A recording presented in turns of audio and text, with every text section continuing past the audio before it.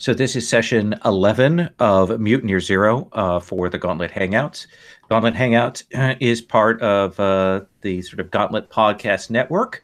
You can check out all our podcasts. You can go to gauntlet-rpg.com. Check out our network of podcasts.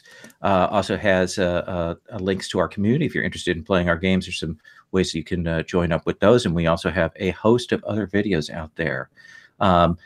We have been playing this for a while. We've been trading in and out cast members, characters for this. And today we're going to be bringing in Tejas, his character, in the midst of this. So we're going to spend a little bit of time here at the start getting that set up and thinking about that before we kind of move into where we're at. So Tejas, you had a chance to look at some of the playbooks there, and you had sent me some ideas. Have you kind of settled towards anything right now? Yeah, maybe the one that was the most intriguing for me, or at least hit the things that I don't know, I like the most about random movies, are I didn't know if it really fit in with what you all were doing, and so I just wanted to kind of run them by you because I like pretty much any of the concepts. The first concept that I came up with was a slave concept. Actually, two of them. One was just sort of, I don't know, I thought kind of vanilla in that I know that we're going with a more sort of like not actual slavery, but just somebody who is being maybe, disenfranchised or used by the community or whatever. I was thinking of somebody who was sort of like Hodor, somebody who, due to brain injury or maybe just like birth issues, like had, was kind of simple. And at the same time, was just, amazing grunt labor, and somebody that, while the community definitely uses him to do stuff, at the same time, he's also just sort of like a ward of the whole community. The other option I had thought of, if any of you guys have seen the movie Blood of Heroes, an old Rutger Hauer movie, it's like a post-apocalyptic thing, and there's a sport, and all the characters in it are, athletes in this sport, and basically they, travel around as blood sport kind of thing. I was thinking that he's a character who's an athlete for that team. All the players are sort of like owned by somebody, kind of like gladiators. And if you guys have played any heavy gear, the duelists sort of like get pushed in front of everybody else when there's sort of a regimental thing to get taken care of as a point of honor, but you don't want to go fighting against whole army against army, or there's too much loss involved in something like that. I kind of like the idea of the athlete, the guy who's like a blood sport player, but he sort of is owned by the community. The head honchos of the community use him to sort of settle disputes, but it's not just a straight sort of fighting gladiator contest. It's an actual, sort of team sport that he's part of. The other two ideas were just basically a scavenger, as opposed to using, what was it? I think the Stalker was sort of more of an explorer. I was thinking more of like in Indiana Jones, sort of bumbles around looking for treasure. And the thought that I had, he's kind of smarmy, and he's the type only loved by his dog. So I was going to go with dog handler for that one. Okay. And then the last one was like a chronicler. I was thinking of playing him sort of like a skald. The two types of poetry they did were sort of, myths and heroic sagas versus working for kings and sort of chronicling their deeds. And so that character would sort of make his living working for other people, chronicling their deeds, but that would pay for him to go look for old myths about the time before to sort of figure out why things have gone wrong and why there are no children, or at least why mutants are sterile. So the three of you have had a chance to play a bit, and you kind of know what the situation is. Do you have any input for him about which of those three might be a stronger archetype? I've given him a quick rundown of where we're at, but I'd like to get your input on what you think might be best for this. Shara, let me start with you. Well, I mean, if you're thinking of going at the slave, I think we haven't had a sense of there being groups that are pitting heroes against each other. It's been pretty low, like a boss has just a few people around him. So there hasn't been like a formalized dueling system that we've discussed yet. So I'm not saying it couldn't, but the first one sort of fits in fine of the slave thing. That would fit into what we've discussed so far. And definitely the dog handler would work. And I mean, those all feel fine, really, and we could change things to fit. I don't know if we really have a real sense of us being sterile. I think the elder has it, but when we saw a child, we just thought it was a small mutant. So we haven't really dealt with that yet. So, like, there not being, new births in the community isn't really an emergency in terms of the story. Yeah, they haven't quite put two and two together on that. Their things are just now going kind of where they're starting to figure out that it might be weird. Fraser or Matt, either of you have any input on that? Well, I would say there's 2 sessions left, right? Well, so Tejas is just here for tonight. Yeah, so this is definitely like who can sort of drop in and disappear. Right, but if we're nearing the end of the session, shit's probably going to get down. So if you want to be someone who can kick ass, then that would probably... You know what? Maybe I'll go with the dog handler then, just because I know that you can gear up that dog for, taking names. I'm assuming that's what's going to happen anyway, because usually at the end of the series, stuff happens. But, who knows? No, we're going to plant a nice little garden and everything will be fine. Right. And so you've got the breakdown, Tejas, of the numbers and so on, and you can drop those into that character sheet as you wish. Yeah, I'm in that journal tab now. So yeah, the most important skill for you will be that sick a dog is a skill you'll add. It covers all the use of the dog, and you can put up to 3 skill levels into that. Of the 2 mutations that were on your sheet, did you decide on one of those? Yeah. Originally, I was thinking maybe 4-armed. I feel like if he's somebody who's sort of scrabbling around, kind of lost in the wilderness. So besides the 4 arms on him, we've got a dog. Do you picture that there are any other sort of... Is that the only telltale sign of his mutation, or does he look different in any other way? I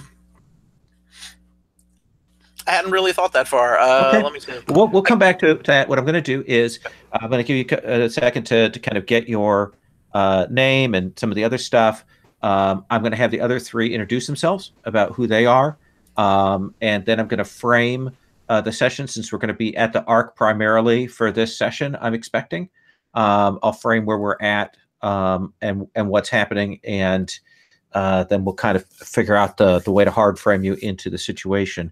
So NEKO, give us the 30-second pitch on NEKO. Okay, NEKO is a gearhead, so she's pretty good with machines and parts and figuring out puzzles and just generally mucking with stuff, which is what she likes to do. She's, as time's gone on, she's gotten so that she has become more of a people person, in the sense at least that she likes to have people around her because they back her up. She is set on getting a safe place for herself to work and for the people around her. But she wants a place where it's going to be safe for the long term to do that. I don't know. She's kind of, her features are vaguely feline, but not like that she has hair, fur or anything like that. Her face has just got those sort of sets of proportions as much as anything. And her mutation doesn't fit with that. She can absorb other people's mutant powers for a short time, is her main ability. So, I don't know. She circles around Obakaya. That's always been one of her best pals. And lately she's been hanging with Syntax, too. And speaking of Syntax, give us the pitch on who Syntax is. Syntax is a rowdy woman who is a stalker and was like a really angry person, but throughout the arc we've seen her sort of calm down and bond with some people that we retrieved out in the zone, and they're sort of like a semi-family unit. It's the people she cares about like a lot, and her best bud, I believe, is NEKO, and she has 2 swords. Yes, has 2 swords. The most important detail about that particular character. And then we also have Obakai, Obi, they, them. Tell us about Obakai. Obakai is a big old crocodile person with a nice set of hockey pads, a scrap axe, and a beautiful red wig. They work under Brictoria, who's sort of an up and coming, hardworking boss. They're not down with Orion, who is a bit of a hateful dude. He's another boss on the arc. Obakai is a mutant and is obviously, very obviously a mutant and proud of it. They can be empathetic and a bit dopey, but also very angry and ruthless when it gets down to it. So that's Obakai. Awesome. And what we've got now, situation. So our mutants are on the Ark. It is a giant ship with a big cracked area in it. There are several bosses that control things. There's the Elder, who is the one who is clearly different from the people, the population. Everyone else is kind of the same age, and all of them have powers, visible or not visible. And they're spread out along the ship. I mean, the ship is huge, so there's lots of space, but there's only about 200 people total in the Ark itself. And our group returned last time, bringing with them some strangers. They returned with a couple of mutated animals, Lemieux, who is a possum, and Bartok, who is a squirrel. I actually found a picture of Bartok. He's in the handouts, which you can see there. From Genland Alpha. Unfortunately, Genland Alpha doesn't have any mutant opossum guys to represent Lemieux, but I think it's a terrible oversight on their part. I don't know if they have possums in Sweden. I assume so. Anyway, so they had returned and kind of settled in. When they returned, they found out that Orion, the boss who they do not dig, who lives out on the attached oil rig, has his people, who's kind of nasty. He doesn't like anybody who has visible mutations. He's been very quiet. Clearly something is going on, something weird. So that's strange. They also found out that one of the bosses that they had decent relationships, Marlotte, one of her people had put a bullet in her head, and that had split her gang in two. So that's kind of a division, and that's created some tension. And so that's been a big thing. Then the other issue is that there were these 6 strangers that had been brought in. They, like Syntax's friend Beira, had come from, or said they'd come from a place called the Pink, and they said, like Beira, that they had no memory.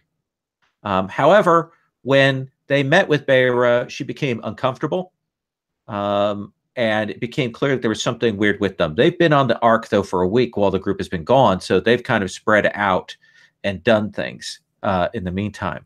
Eventually, Syntax and Obakai confronted one of these newcomers, at which point the newcomer sort of tranced out and got weird and essentially tried to mentally attack them. And they ended up killing her, but not before she said some cryptic things about the Pink. They're now worried that the other 5 people are out there doing stuff. They don't know exactly where they are, except that one of them is actually over with Orion. So there's maybe some connections here. And her cryptic words were, "Is a pink world and it's coming down." So that was the phrase that she used. However, the other sort of monkey wrench in all of this is that our other dog handler friend, who is not here tonight, he overheard some of the chroniclers talking, including the sort of head chronicler, or the one who wants to be head. And apparently, the elder is dead. Not clear how he died. Maybe somebody killed him. They're not sure. But that's going to cause a riot. Maybe. But the chroniclers are trying to hide it. And they're blaming essentially a person. Essentially, they're going to keep it quiet. There's a person who was helping out, serving a servant in the elders thing. Then they're pretty much going to have to kill her to keep things quiet. So they know that person is in danger, and may have better details on what exactly happened to the elder. So there's lots of stuff going down. None of it is broken out yet, but everything is smoldering below the surface right now. What did I miss? Did I miss any important details on that, Sherry?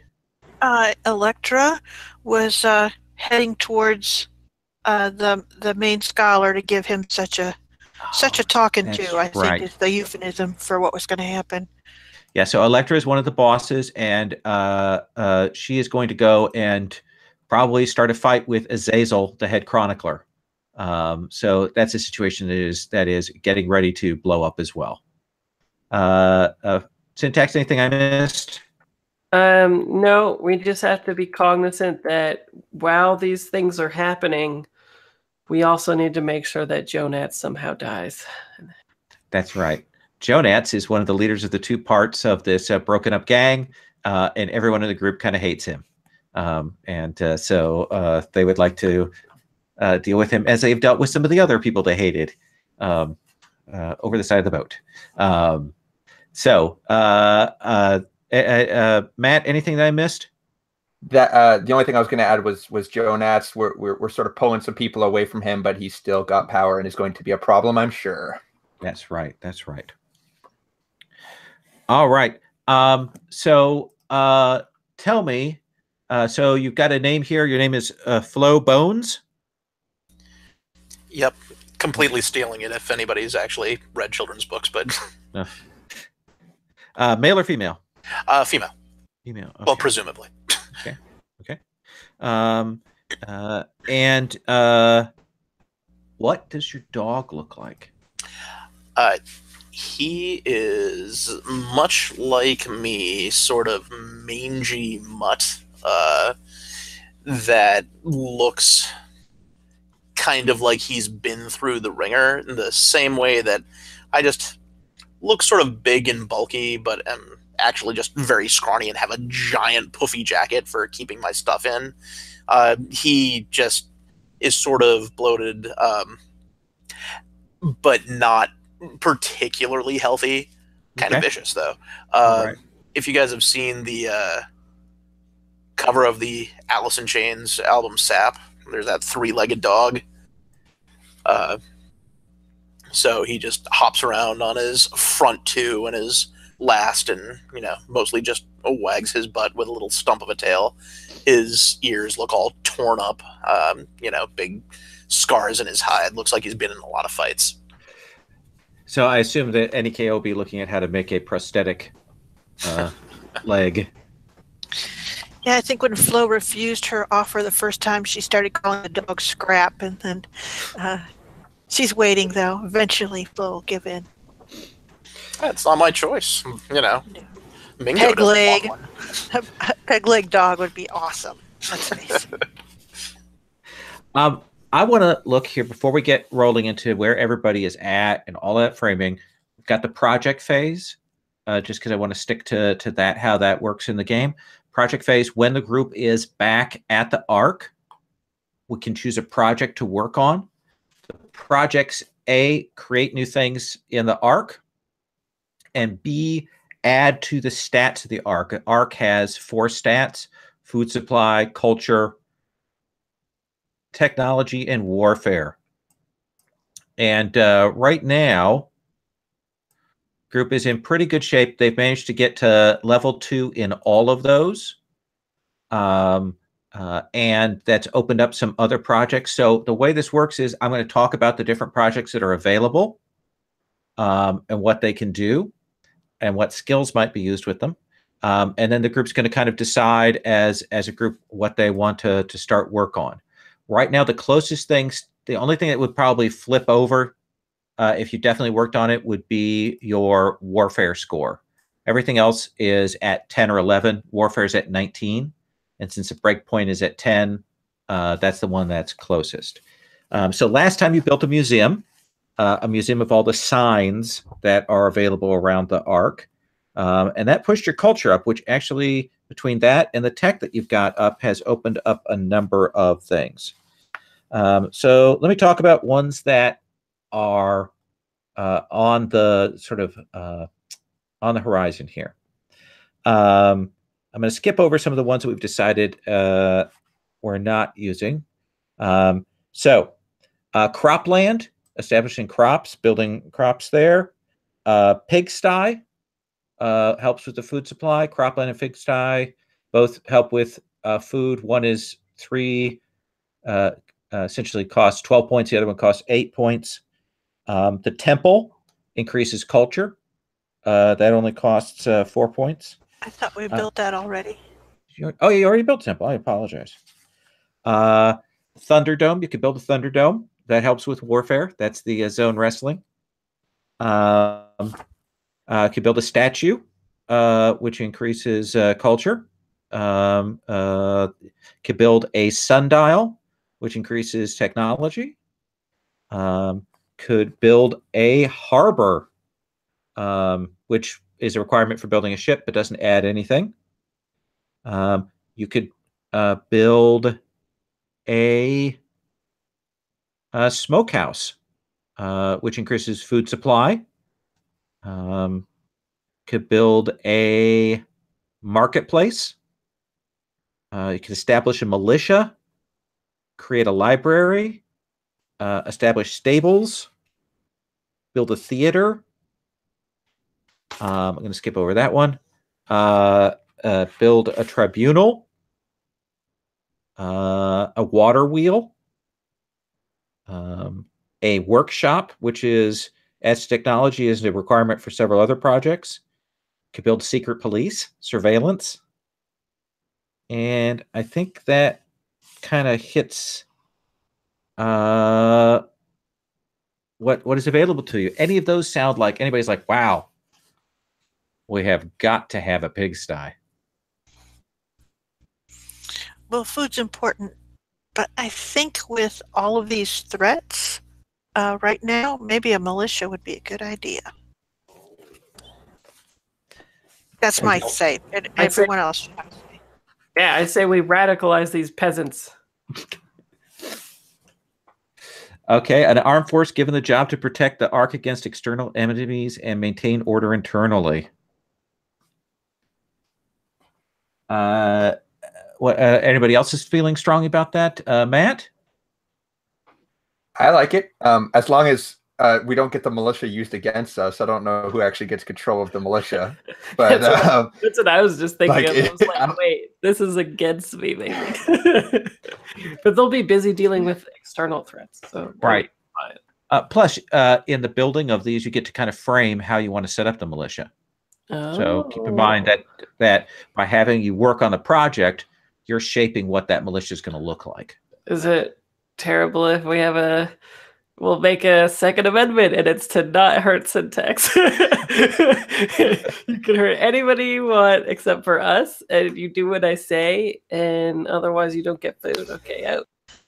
It won't be I think very at that long point before you there's change your syntax. playbook to boss. Yeah. Tejas, are you cool with that? Yeah, I feel like I don't have a horse in this race. Okay.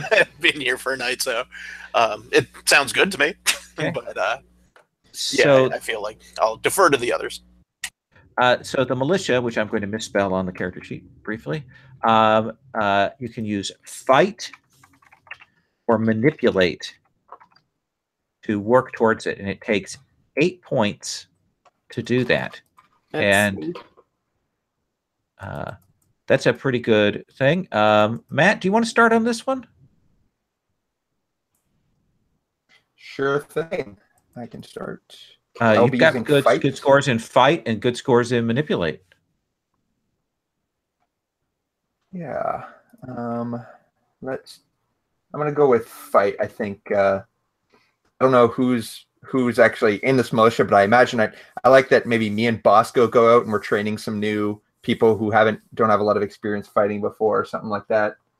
That makes sense to me.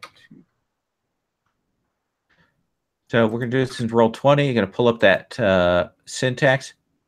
The die rolling syntax, by the way, for your benefit, Tejas, I'm going to copy. Is exactly this text that I'm putting in the Hangouts chat. It goes into the roll 20 chat. And where the X's are, that's where you put the first one is skill.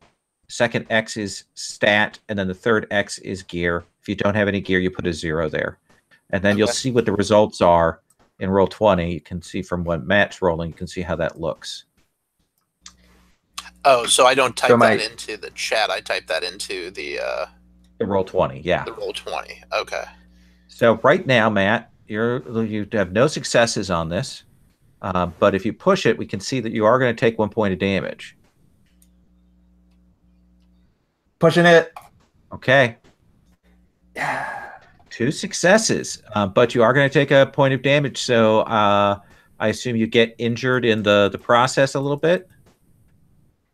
Yeah, I think I pushed them a little too hard, and one of them, who's a particular spunky fighter or something, gets a good blow on me, and I'm caught off guard. But maybe it's a good sign that I'm training them right. Okay. And so you're kind of doing drills with them. You've been doing that over time, so that's kind of building that up. Who wants to go next, rolling manipulate or fight, and telling us what your contribution is towards establishing the militia?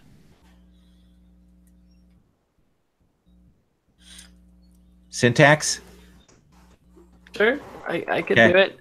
I'm wondering, do we have the time to heal between this? I guess I have damage.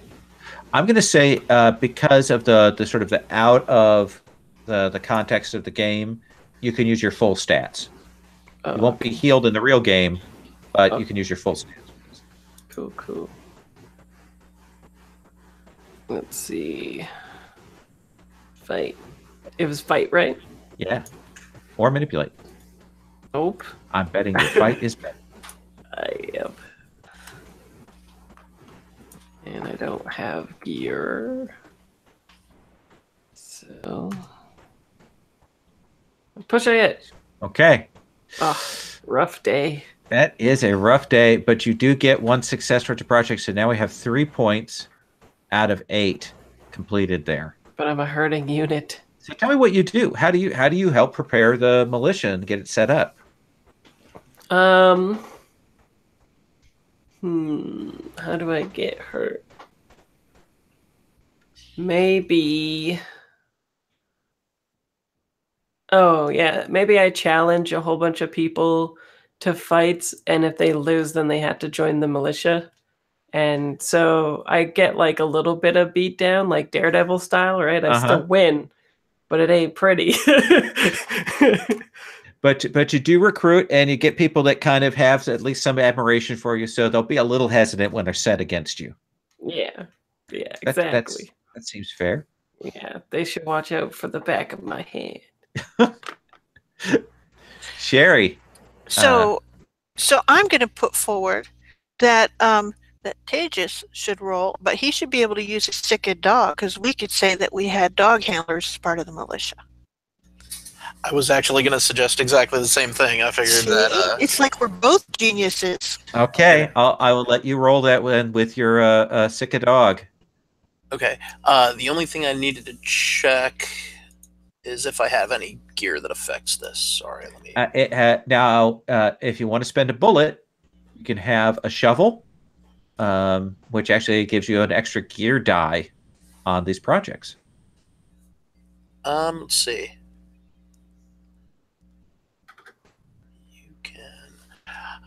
I think for right now, I'm just gonna go with what I've got. Okay. So, and also, I'm just trying to see how the mechanics work. So, Sure, absolutely. you type in exclamation point MYZ, and then 2 brackets. Yeah, do the double brackets. I usually cut and paste it in is the Yeah. easiest way for me. Yeah, just copy and paste it and change the X's to the numbers. I cannot, for some reason, highlight that. Oh. Okay. Oh, really? Yeah, I don't know why. So, let's see. So you said the first one is your stat? First one is skill. Oh, first one is skill. Okay. And then the second one is your stat, and then the third one is any gear. If you don't have any gear, then you put a 0 in. Okay, so if I am using Sick a Dog, what attribute does that actually use? I believe that uses agility. Agility. Okay. For the future, I put the syntax in your character sheet in the description. thank you. Of the Oh, that's a talent. good idea. And then do I put 0d6 for gear, or do I just leave it out? 0d6 for gear. Okay.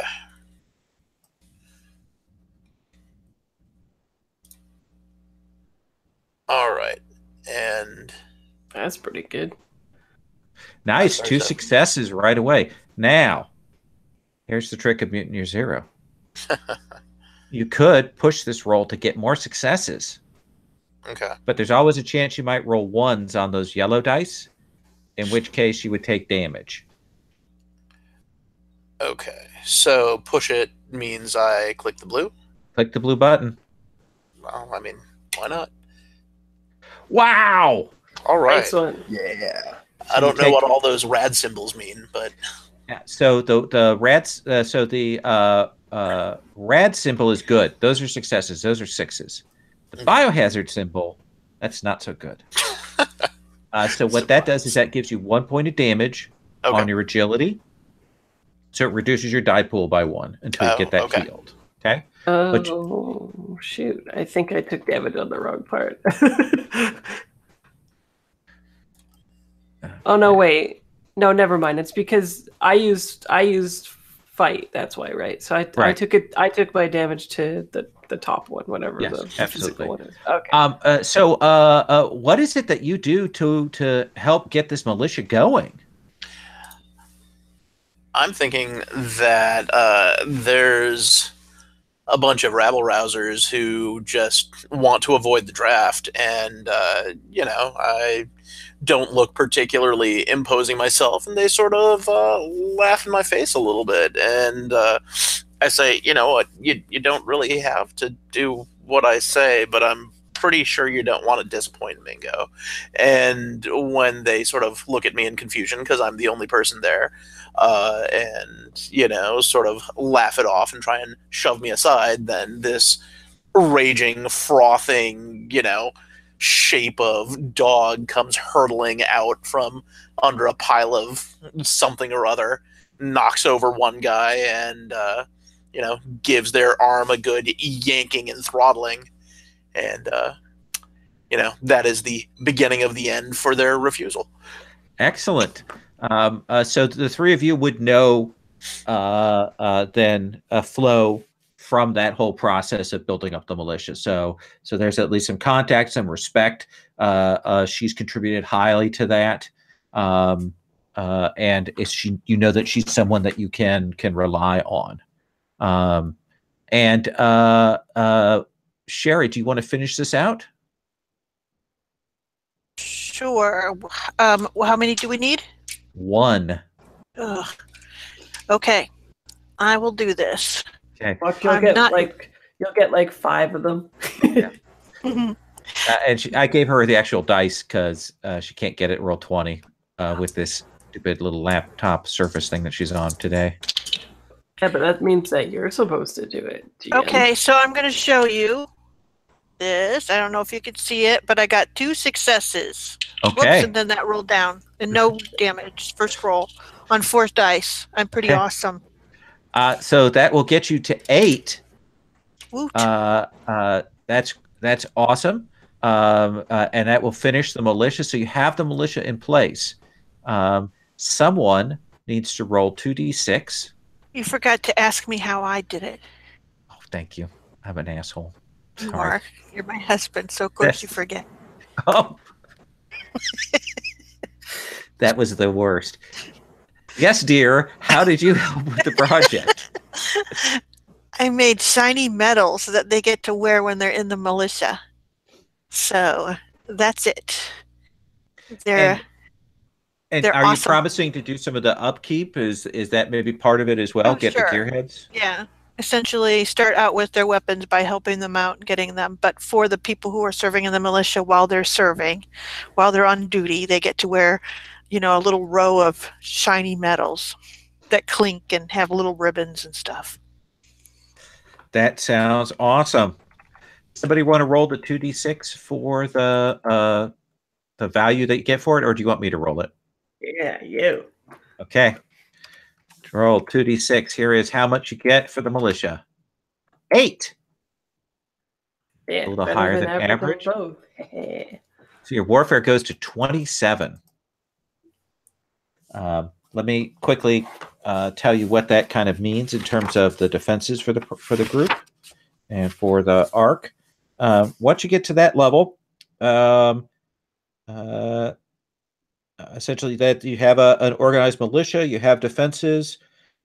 It's battle level 3.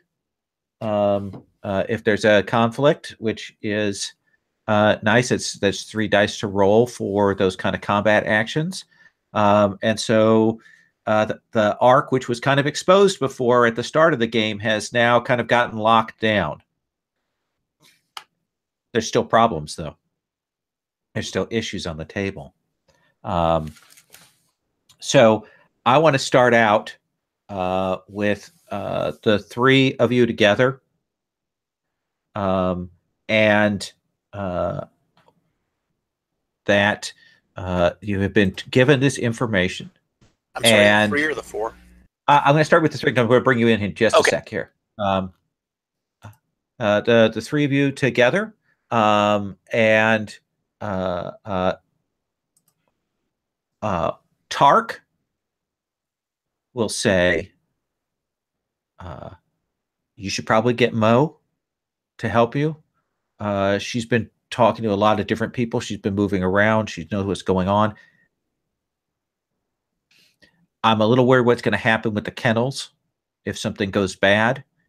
We've already heard some things about people, making strikes at the dogs, and we've got that problem there. So I'm going to go and secure that.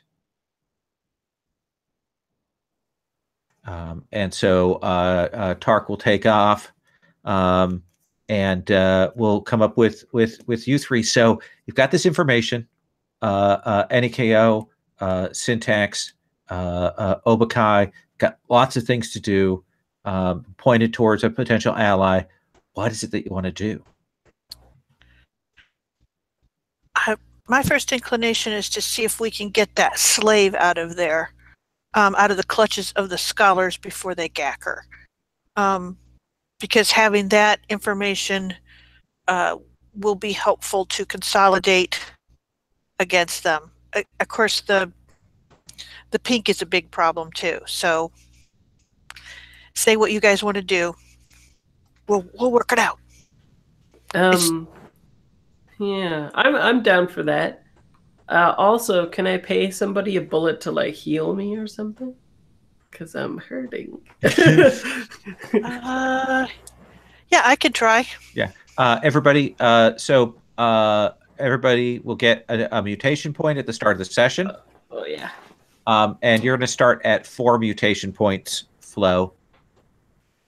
And if you're gonna heal me, then we can have a scene with us flying, and it'll be sort of like Aladdin, I can show you the world if you heal me, NEKO. Oh, I hope this goes well. Okay. Yeah, that sounds great. Roll a die and don't roll a 1. I'll pay you a bullet as well. So, do I roll for the healing? Yeah, you just roll a die. As long if you don't have it go off crazy, then you're fine. Okay. So I got a 5.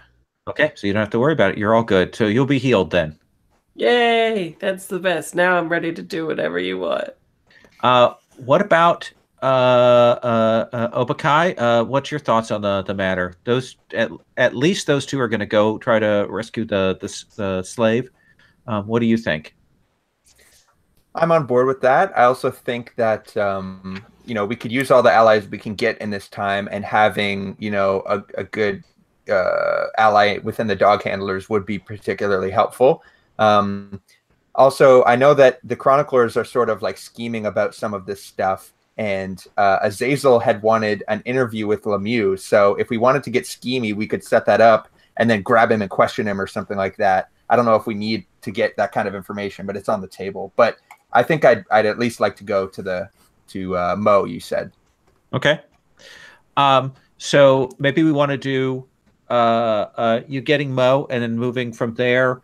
After we see how they extricate this servant. Is the name Flo? I thought it was Flow Bones. Flow Bones, yeah. Okay. It's Florence, last name's Bones. I mean, okay. People just call her Flo. Also, I wonder, like, the last thing that happened was that crazy person with the pink shouting. That is absolutely the case, yeah. And then you guys all met up. Yeah, so I'll definitely tell people about that, because that was, like, a little traumatic.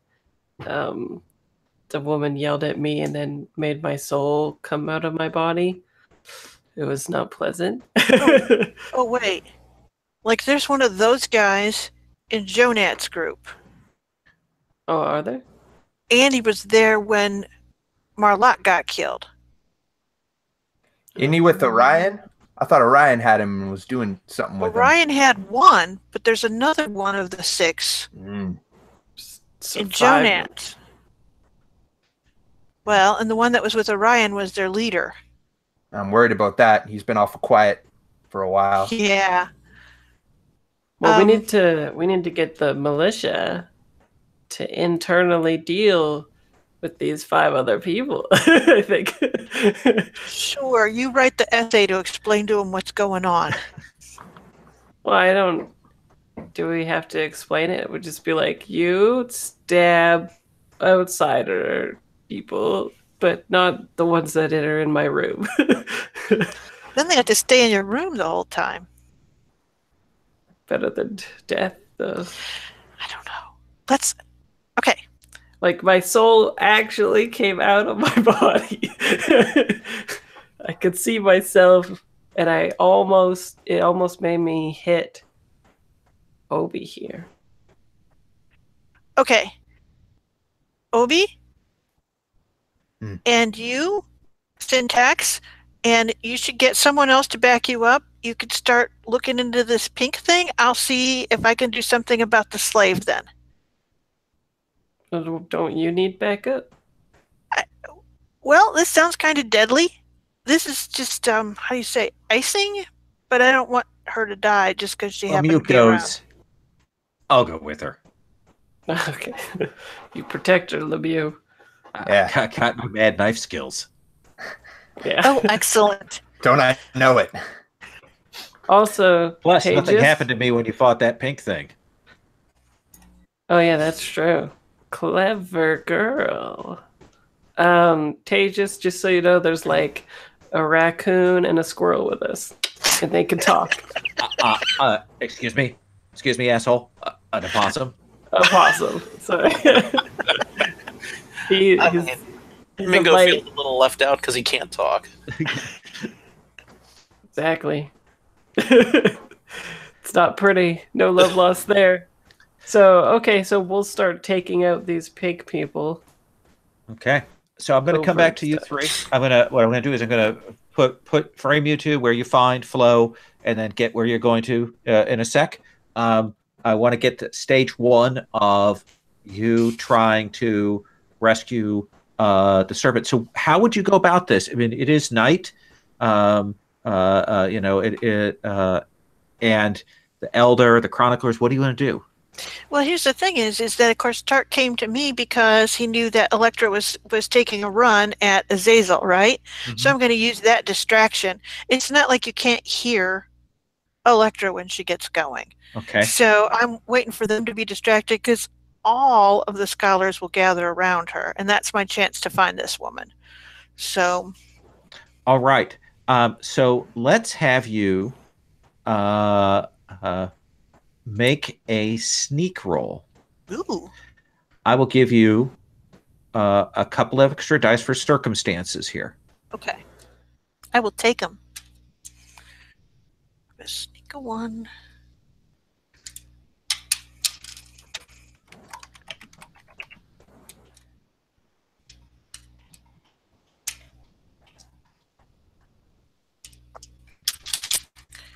Okay. I got 2 successes. Okay. So when you get to the area up there by that, the chroniclers have some enforcers and stuff, bodyguards. And you can see that there's kind of a Mexican standoff. I don't know. I don't know what we call it. Mutant arc standoff. I don't know what the phrase is for this. There's a standoff right now between essentially the enforcers that kind of protect the chroniclers and the elder, and Elektra. And she's shouting about conspiracies and Azazel, and and the chroniclers are shouting back at her about proof. They're clearly the ones who are here, who were part of Azazel's crew, are kind of now a little freaked out because somebody clearly knows about this, and how did they find out, and what's going on. And so you've got a good deal of room to maneuver in here, and get yourself in there before essentially the chroniclers can do anything. You'll have to go into essentially the Dawn Vault area.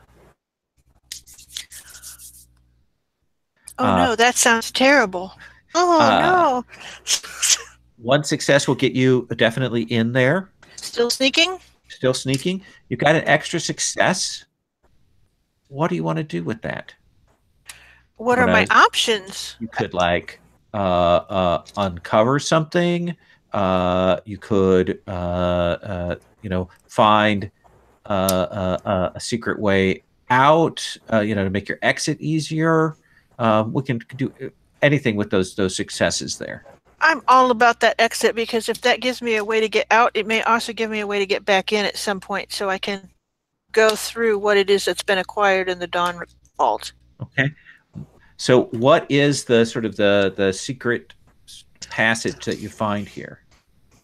I think that what it is that, she's creeping along and she's got her hands on the wall, and she comes across one of those, like the elder had a sort of podium thing built, and it had a backdrop. And as she's going past it, she kind of, her hand goes over the cloth that was covering that backdrop, such that was the backdrop, and she can feel that there's a hatch behind there. And she sort of looks back behind there, and she sees it's an old style hatch that is hidden back there. Awesome. And it's just one of those that would go into one of those, sort of short passageways that they have all the way throughout this boat, so that you can lock off portions of the boat, or, in case of a hull breach. So. Oh, that sounds great. Yeah. And you will find your way through there, through some of the passages that you do know. The place where they keep the various books and records and things, and eventually you will find where they have the servant. Her name is Nelma, and essentially she's been locked in, and you'll be able to get her out of there. Okay. And we'll come back to you on the exit in a moment. Flo, where do you think these two find you. Where are you at in the evening when Obakai and Syntax come across you? I think most people know that I have I sort of make my living sort of clumping about on the outskirts, maybe actually venturing slightly into the wastes. And I'm inevitably back in, the market trading whatever I've got for my day's food. So they probably find me trying to hawk what I've got, trading what I could, find, which may or may not have been anything particularly useful. Trying to get some grub for the evening. Yeah, there are fixers that'll buy stuff off of you, and then they resell it, and they're particularly looking for plastics right now. So they will be trying to get that off, and you're negotiating. And so Obakai, you and Syntax will see Flo arguing with Milix, one of the fixers, kind of doing that argument back and forth when you catch up with her. And you can kind of pull her off from that after she's gotten her grub for the day. And what do you tell Flo? I tell Flo about. Well, what do I know anything about Flo? Do I know if I told Flo about weird people that come in to here with the pink and taking your soul, that they'll want to help kill them? Flo is definitely sort of, an individual. She likes kind of having her autonomy. And so the idea of anybody who's coming in and threatening the community, I mean, like, she kind of holds herself apart from the community, but it doesn't mean she wants anybody to, fall victim to things. And so, yeah, she definitely, it rankles her to think that somebody's going to come in and sort of, take people like that. That, yeah, she would oppose it. Cool. I think I just lay it all down then straight up. Like, I don't try to, like, sugarcoat it or anything. And it's like it's a rare thing for me to trust somebody enough to, like, tell them all the stuff that's going on too. So I'd also say, Syntax, that you probably, not knowing the personality out of character, that you've probably run across Flo out in the waste places that she shouldn't have been, trying to do what you do much more inexpertly, and usually only getting out of trouble because Mingo's, like, hauling her off site, like pulling her by the leg. And so you might have, like, a little bit of, I help her out, so not necessarily she owes me one per se, but, like, you have a relationship where you've been able to, like, come to her and say, yeah, you know what, I help you out. There's some stuff that I need. Feel free. Cool. Yeah. So the situation as it is, Mm-hmm. there are these 6 people that it came on a while back. They during the week that the group was gone, they've kind of spread out. There's clearly one with Jonats. And there's clearly one with Orion. There's clearly one that got chopped in half. And then there are 3 that are unaccounted for. I think Obakai might put forward that I don't know what we did with the body, but maybe if these outsiders have a particular scent to them, the pink inside of them or whatever, we could bring the dog, give Mingo a smell, and then see if he or she, sorry, Tejas?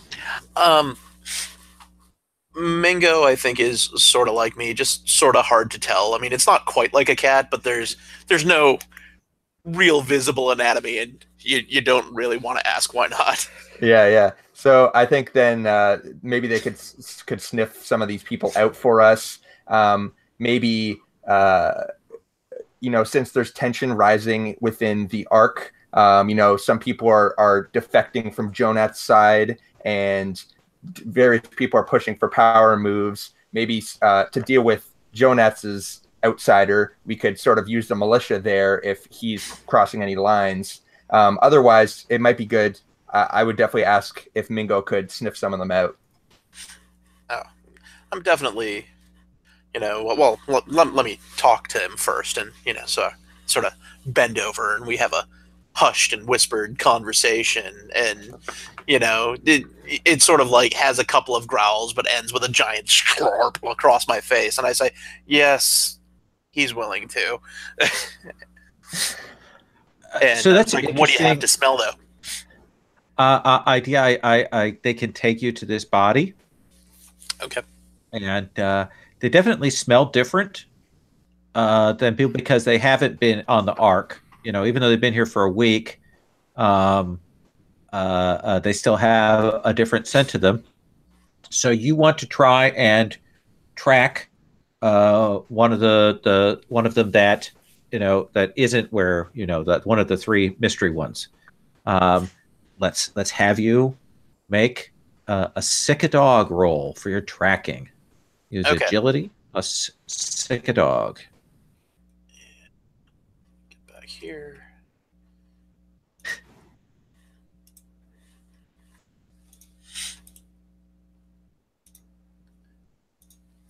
So you said dogs first.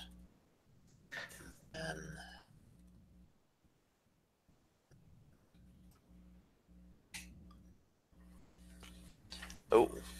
so that's great.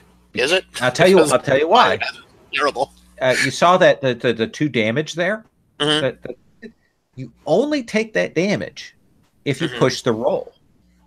So right now you're not taking any damage, and you've got 2 successes. Okay, the 5 and above are successes. Yeah, 6s and above. Yeah. 6s. 6s are successes. 6 and the magic 7 that appears once in a blue moon. Okay. Yeah. 6s are successes, and 1s are the rolls that would potentially cause damage if you pushed. Okay. You will lead them down kind of further into the bowels of the ship. And you will head into some of these areas that are kind of back a little ways away from other people's zones until you get to kind of sniffing along, get to one of the sort of the larger inner chambers down here, and it's got kind of a walkway around the upper level. It's like imagine the engine room of a ship, though the engine isn't completely done. You got those sort of metal walkways and things, and you will look down in there, and you see that there are 2 of these strangers. One of them is a man, and the other one is like not quite a youngster like Ellen, but certainly smaller. And they have these things made out of plastic that they are putting around in various places in this room as you approach. With your 2 successes, you 3 have tracked to this location, and you haven't acted yet, and you haven't alerted them. Does that seem like a fair setup? Yeah, I think so. Okay, then I'm going to cut back to our gearhead. Any KO? I had one quick question. Just Absolutely. Looking at the map, are we close to Silas's area, or is that just like relatively speaking in the bowels of the ship? It's Silas's den, or are we? I think you're a little further in than that, actually. Okay. Yeah. A part of the not cut out area. Got it. Cool. So any KO, you can get this lock. I mean, these locks aren't particularly sophisticated for you. Open, and you will see Nelma's in there, and she looks super worried. She's like, "What's going on?" She's a big woman. Yeah, and I sort of look at her and say, "You need to come with me. Since the elder died and you're the one who knows that, the scholars are talking about maybe silencing you about what you've seen." What? No, but I came back in and the elder was dead. can you? And she kind of goes, "Come with me. We'll go someplace safe." Okay. Okay. She will go with you. Now it's a little more difficult. Okay. Okay. I'm still going to give you the 2 bonus dice this time for having that exit. All right. And I need you to make a stealth roll to get her out of there. You're going to need 2 successes, 1 for you and 1 for her. Okay.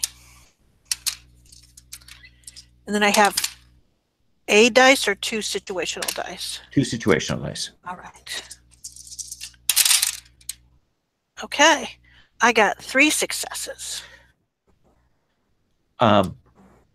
You will see as you are heading out, heading down to see what's going on with the chroniclers, one of those outsiders.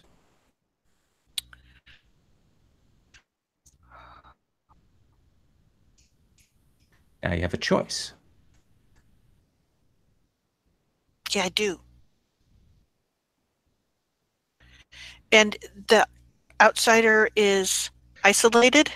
It looks like he's been doing something in here, and now he is heading out to see what's going on with the commotion with Azazel and Electra. Can I show Nelma where the hatch is and take a shot at this pink guy? You're a little far away from the hatch. Essentially, you could have her stay with you, or you could get her out to safety.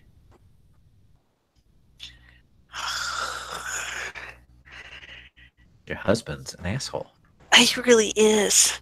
And I go, Lemieux, if this goes pear-shaped, get her out through the hatch. Okay. Okay. Show her where it is, right? Okay. And I turn to... Hey, you better hope I'm not mind controlled by that pink person, right? That's pretty much my concern. I'm hoping that if I put a nail through his head, that'll finish that. Okay. No, you better hope I'm not, because, they don't know what happened with that lady. I could have been mind controlled by her for all they know. Right. But walking around with you to ambush you. I'm going to punch you, Lemieux. Sorry. Just making a joke. Between you and Rasmussen, someone's going to feel the pain this evening. Okay. Fair enough. And you're going to try and put a nail in this outsider's head. Yes. Let's have you make a shoot roll. Okay. You kind of have to step up and get near, so it'll probably kind of see you. Okay. But you'll get the shot before he can act. All right. I'm rolling agility plus my shoot skill, which is what I bought up with my last die. Mm-hmm. Plus your gear dice for the nail gun. Yep. All right. 3. I'm not going to push it though, because lose my nail gun. So how much damage does the nail gun do? It does 2. So if you want, you could put the other 2 successes towards damage. Yeah, I'll do that. Where is it that the nail hits that pretty much kills him right away? I didn't realize it, but he turned and looked through me, and I was trying to get him like in the back of the head, but it went right up through his nose because he's sort of up on the thing above me. It just sort of went right through his nose and back through there. You can't even see that something hit him, except that he has a bloody nose. He takes a step back. There is a moment where you'll kind of see this like flicker of pink light from his eyes, and that will wink out, and he'll just collapse to the floor. And we're going to cut back to you 3 on this gangplank, or not gangplank, but a walkway above the room with these 2 there. And they've got this stuff with them. What do you want to do? They've got this stuff? Yeah, this plastic stuff that they're attaching in various places. To themselves? No, onto like the walls and things. That's not good. Yeah, that's bad. That sounds like a ritual.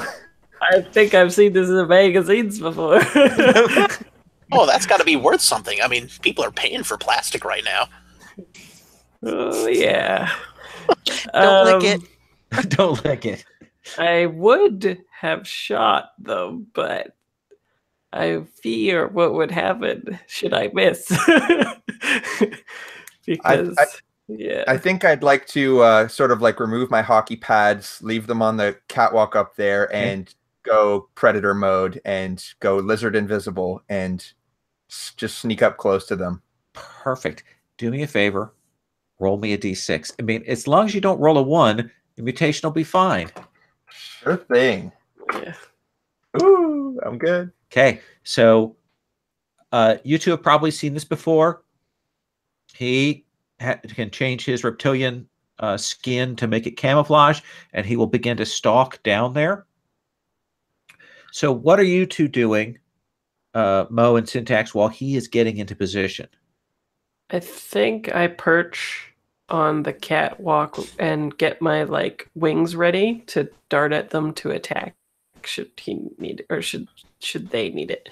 Okay. And yeah, I don't know what. That seems fair. What about you, Mo?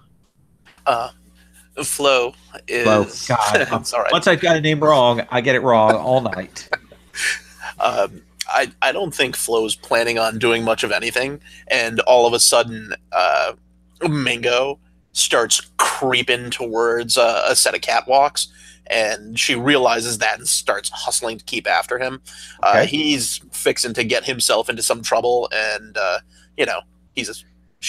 it's obviously the most important thing to Flo in the world. So she finds herself like extracting her slingshots into her hands to kind of give him some cover as he goes to do some nasty business. I think you need to make a sneak roll. Okie pokey. Sneak is also agility.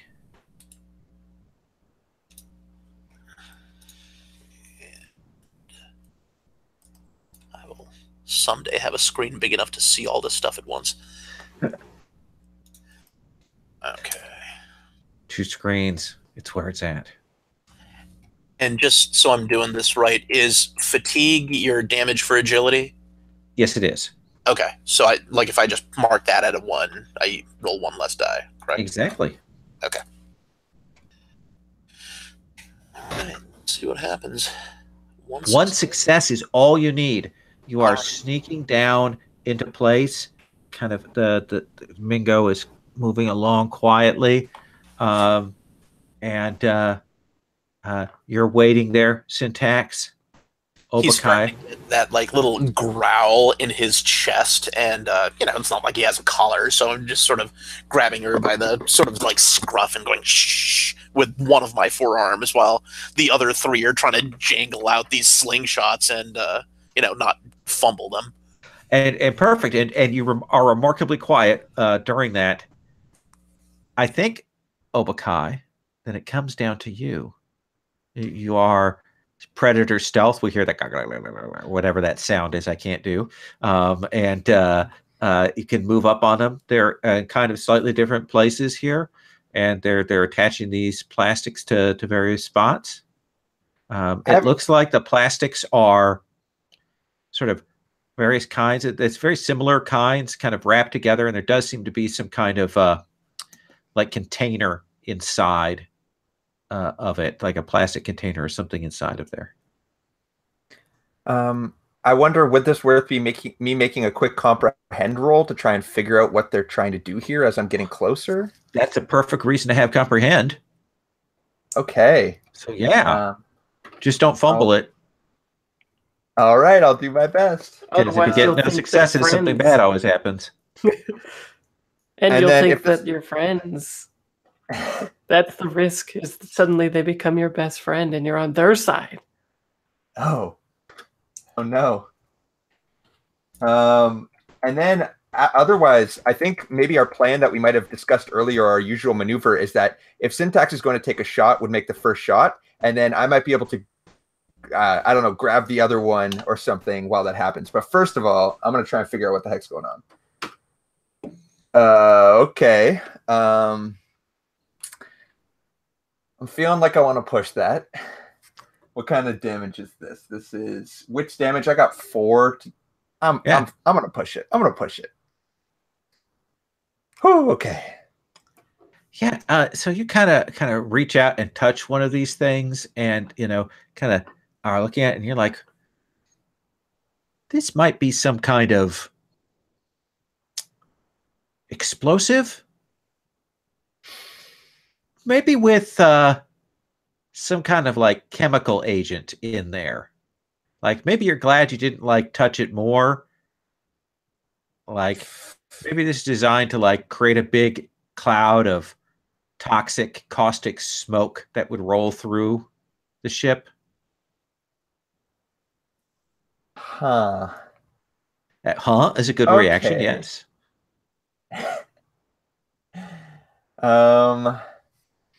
And presumably, if someone fired a rifle in that direction, could be bad. Although if it's a chemical agent, who knows?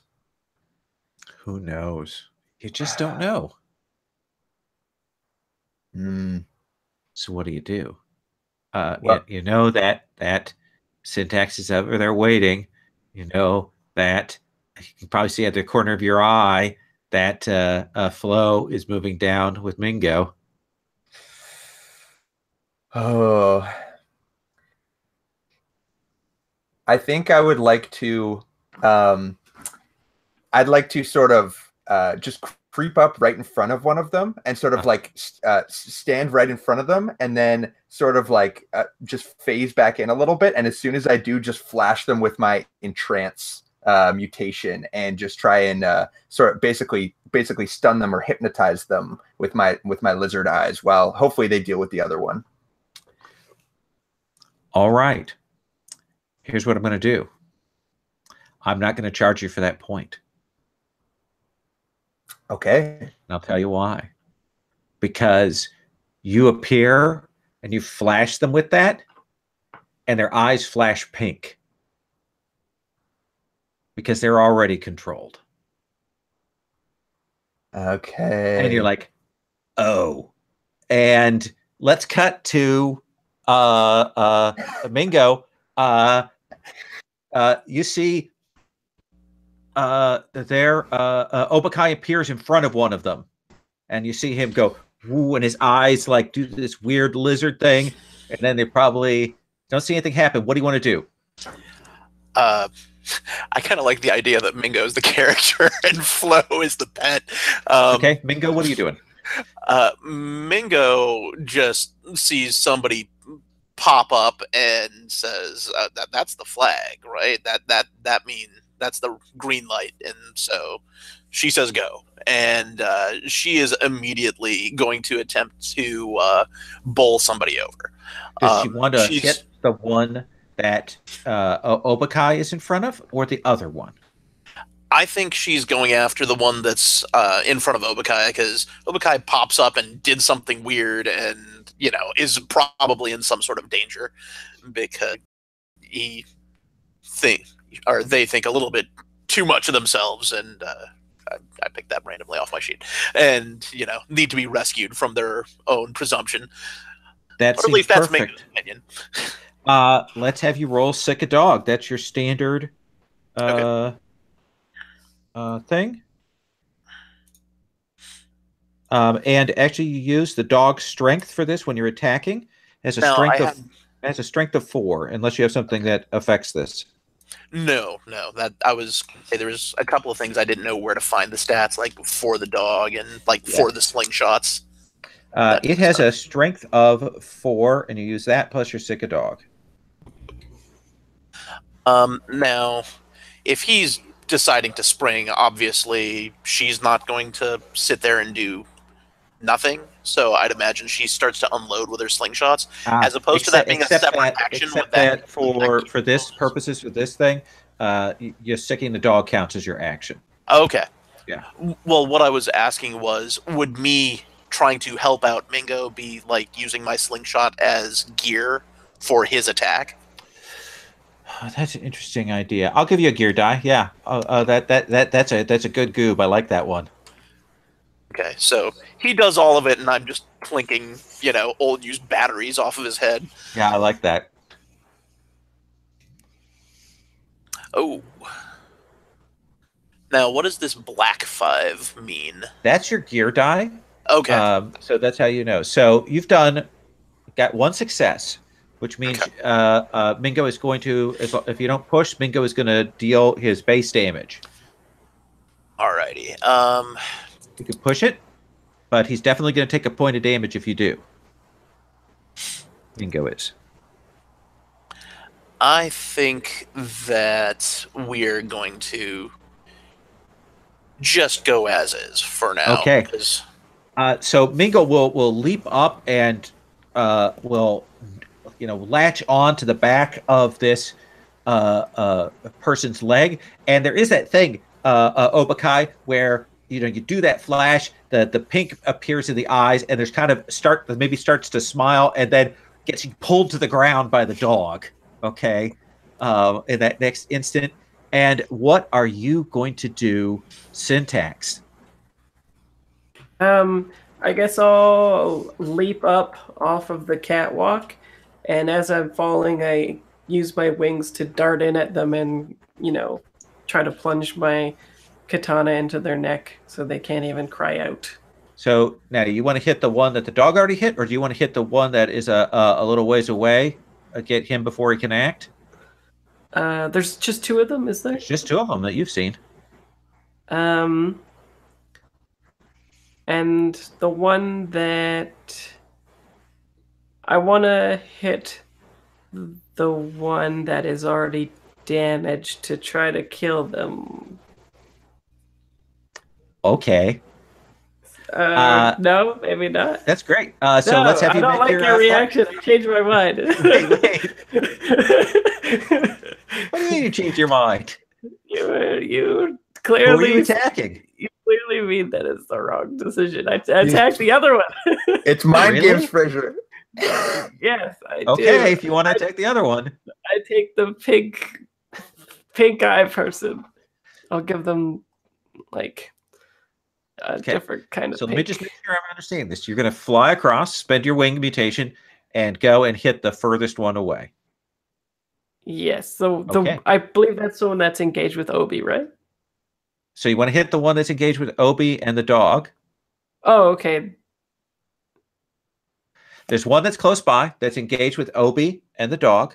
There's one that's Okay. further away that's not engaged with anybody. Yes. The further away one. I hate you, Lo. I don't want to play D&D with you ever. See, now you understand my pain, Fraser. Yeah, you're too good at this. Roll 1d6. Let's see if your mutation, if there's no problem with it. Oh, right. I'm Okay. assuming it'll be fine. Yeah. 1d6. Nope. All right. Now you're going to roll a d6 for me, okay? I already did that. We're going to see what happens. 3. Okay. Oh boy. Become the lord of the mutations. All right. It costs you twice the normal amount of MP to do this, but it goes Okay. off. Okay. I have marked double. So that's actually one of the That's better pretty good. results. So you will shoot across this chamber, and before this thing can, this other outsider can even react, you will make that strike at him. So it's fight, plus your strength, plus your weapon. Strength. Actually, you have 10 because 10 is maximum. That was my well actually moment. I apologize. No, I needed it. 10 what? Oh, you can only have up to 10 mutation points at a time. Oh, right. Okay. And my sword is... Oh, yeah, I'm using the badass sword from the robots. Haha! Kapow! So how many successes Double. did you get? 2 successes. So how much damage does the weapon do? It does 2. Now you've got a choice of what you want to do with the extra successes. You could use that to do another point of damage. You could use that to knock them down. You could use that to take something away from them. what would you like to do? What is the mechanical benefit of them being down? Positionally, it makes them more difficult to take the action. For the fictions here, it would limit their actions for that I could do. I'll just go for the damage. Okay. So you will hit this guy, and he will stagger back, bleeding from that hit. They go. This one is going to essentially spend his action to roll sort of away from Obakai and Mingo, and essentially getting himself up because he has to maneuver to do that. And he's getting out a weapon, essentially, but he's bleeding. He looks like he is very much on the edge of collapse.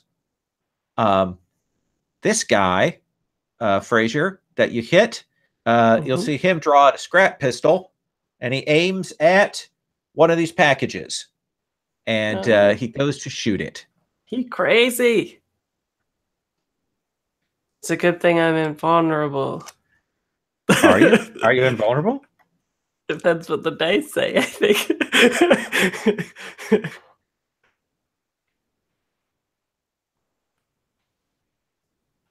Don't make me vibrate my wings.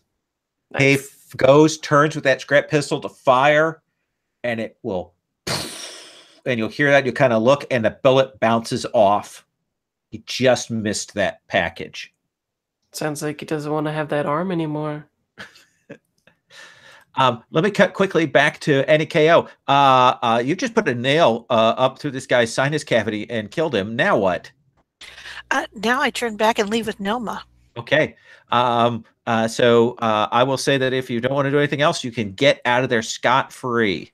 That's the idea, because I got other things, other fish to fry. Okay. So you will take off. Also, Lemieux goes, damn. What? He just put it in his nose. And, I know. Don't mess so with me. badass. He looks very excited by the whole prospect of this thing. He's like, can I see that nail gun later? Yeah, okay. All right, we're going to cut back to Obakai. I think I'm surprised that didn't work. I think I had to go into a bit of a trance to do it, and when I come out of it, the guy's stumbling aside of me. There's a dog jumping everywhere, and I immediately just axe out, and I just want to end this person. Okay, yeah. Actually, yeah, it's pretty lucky. The dog seems to have broken its concentration so that it couldn't get a mental attack off on you. Ooh, very lucky. What do you want to do? Yeah, I think just a big cleave. Okay. And again, describe to me what that looks like. Yeah, so I think it's Obakai. Obakai is a combat veteran, so keeps their cool under fire and can act effectively when the enemy hesitates. So I think the reflexes are on point. I think as soon as they notice that the enemy is behind them, they immediately just pull the axe out in one swift motion, just turn and go to just chop this person in half, basically. Right. Let's hope the dice are with you. Let's hope.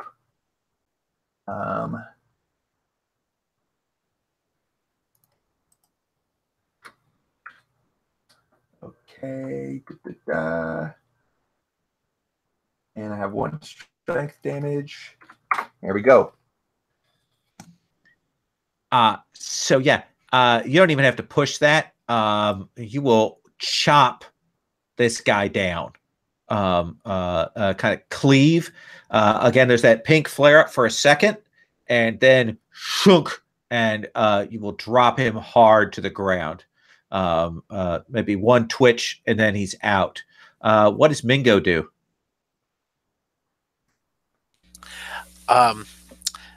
Mingo is still kind of a dog, so I think Mingo is sort of worrying away on this thing, not realizing it's still alive, or not still alive.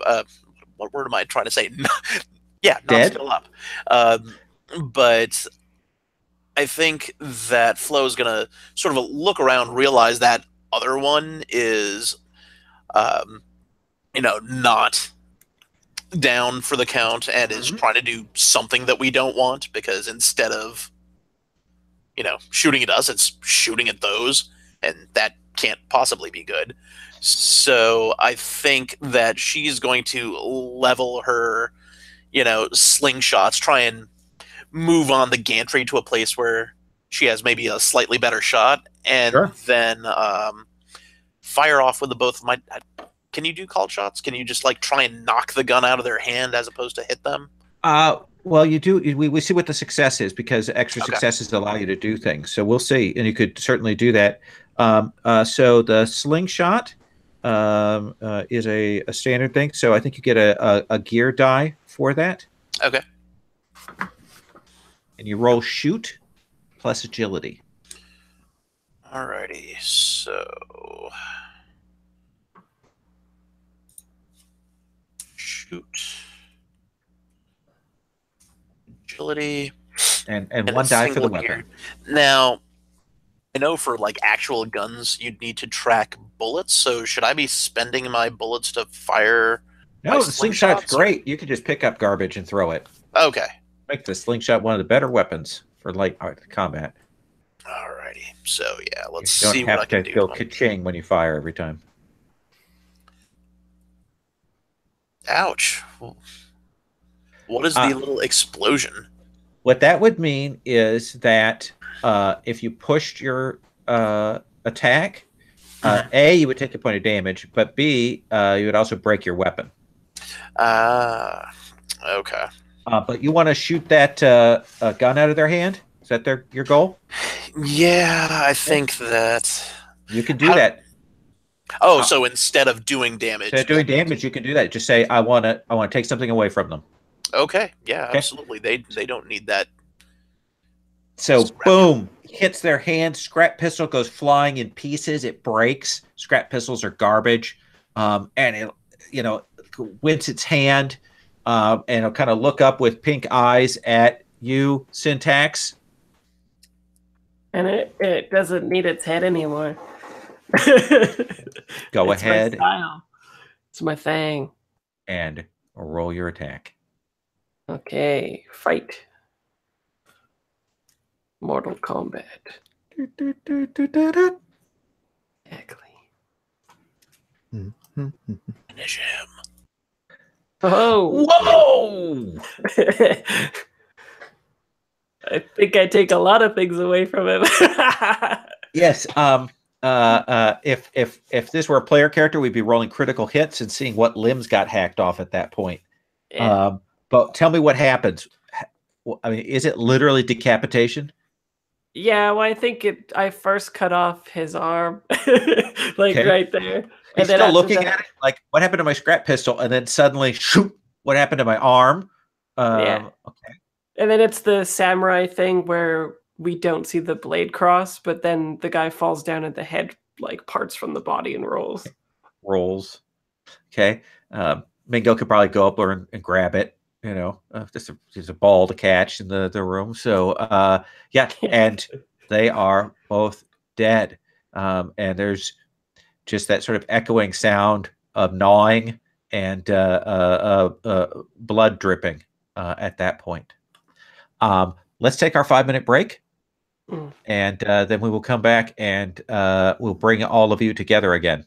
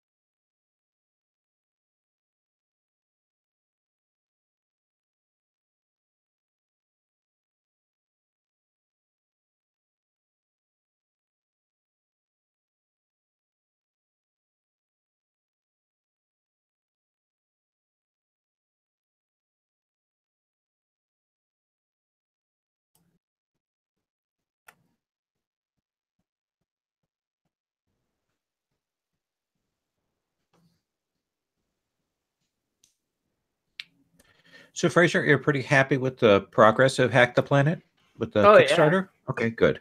At 32K now. Look at Canadian. Canadian. So what? Yeah. 18K American. Yeah, roughly 10,000. A pittance, really. $60 and some change when you count in shipping American. And that interview was super fun too. I was like a little bit nervous for it, but it ended up being like a really great conversation, and they asked me about all my design work and stuff too. So That's very cool. Yeah, it was a neat conversation, and we're like $9 away from hitting the Tracer crew for the Hack the Planet, which will be cool. So where are the second edition copies or the second printing copies of the Veil going to be available? Really soon. I think we sent off all the ones from the Cascade Okay. one, and I believe the best way for you to get it will probably be through IPR, because IPR. Okay. yeah, IPR has what, like $5 shipping for USA people? Yeah, I think so. Yeah, so it'll be cheaper for you to get it there. Okay. And they'll have it soon. They already have it. They just haven't listed it yet, I think. Oh, I could also get it at Origins. Or sure. Yeah. Yeah, there's only 6 months from now. Yeah. There's it's actually funny, they changed their whatchamacallit listing on their website for the Veil right now, and it has like little brackets for first printing, and there's only 7 copies left now. Interesting. Yeah. So Kyle was like interested to see if it'll be like one of those things in 5 or 10 years where people are like, you don't have first printing. That's when all the like the like where it's more sought after or whatever, because it's got the whatever stuff in it. And it'll be the only one with Geary, right? So people would be like, ooh. I was just about to add that. Yeah. Make sure I get the next version up on board RPG Geek. Yeah, did you see the cover? Yeah, I did. I like the picture. I like that you did a different cover for the second printing. That was a nice idea. Yeah. And Jesse killed it, I think, with both of the covers. Yeah. Agreed. Yeah. I'm looking forward to Breakout. I'm a little sad I'm not running Hack the Planet at Breakout, but they asked me to solidify what I was running like months and months ago. Oh, yeah. Yeah. I think they asked us to solidify in like January or something. Wow. Yeah. So I was like, should I say? I don't know. I went the safe route. I'm stoked for the Veil either way, but I would have been all over Hack the Planet too, for sure. Yeah. Are you going to do something weird with that game to make it interesting for yourself, or going to run it bog standard? Like the Cascade one? Oh, yeah. It's Cascade, I guess. So it depends on. Yeah, I'm doing the holistic blame scenario that I made for it, which I really like, because it's basically the Altered Carbon setup with like an immortal person who's died, and you have to go like hunt down for the killer, and it's just the setup. And there's a lot of different techniques that I use in that game that are really fun. Like, for instance, when I think the killer is actually going to be on screen, before I introduce them, I ask the players if any of them are the killer first. Oh. And then if any of them opt in, then we like fit it into the fiction. So it's pretty fun. That's a nice idea. Yeah, I like that. Yeah. And actually, one of the players, when I did it in Breakout Con, tricked me and was like, no. But then in the next scene that they framed for themselves, they did like a flashback in which they were like sort of tricking the person who was the killer into doing it. And then they slipped away quietly into the night, like a Kaiser Soze type person. Oh, I like that. Yeah, so it was really fun. Yeah, flashbacks work so well with Cascade just because it already has the track. It's like almost like a stress track, except it's the motion track. Mm-hmm. So you can do a lot of stuff with it. Did Blades influence that design at all? Probably. I'm assuming so. Right? Because you did a lot of it, most of it after Blades was a thing, right? Yeah, I was playtesting Blades, the Vigilante ones from Sean Nittner, like 2 years ago. Oh, cool. So I'm assuming for sure. How long was Cascade in the oven before it came out? Like, did you know you wanted to do that from the start? Did you listen to the interview that I gave? No, we haven't listened. It just came out today. I didn't get to that part yet. I've had the But entire 3-book set of the Veil, other than like a couple tweaks to the design as I went, mapped out since its inception. It was originally going to be one game that was all of these things, but instead I made it Right. modular so people could hook onto it. Because yeah, Kyle was like, maybe for your first game, don't make it 1,000 pages, like a 1,000-page PBTA game. And Corbin Gastian in proportions. yeah, well, I mean, it was funny because when the Veil came out, people were like, whoa, this is like heavy cognitive load. And I was like, you wouldn't have wanted to see the original draft of this game. NAKO, when we bring the group back together, and you guys are welcome to flashback to what's happened in the meantime, but where do you think the group meets up? I think that I've circled around and gone back to Brictoria to take Nelma to a safe place. Okay. And so then when we actually meet back up, I mean, I figure that Brictoria is listening and watching to back up Electra at least a little bit, at least get her out of there if it gets too crazy. And so I figure that, yeah. And I will say that probably on the way out, you see that Electra's people have pulled Electra back, and that situation seems to have been, at least for the moment, put on hold. Okay. So then I see that essentially we get together and now we have Nelma, and we sit down and we ask Nelma what she knows, and I tell Electra and Brictoria about the pink. Okay.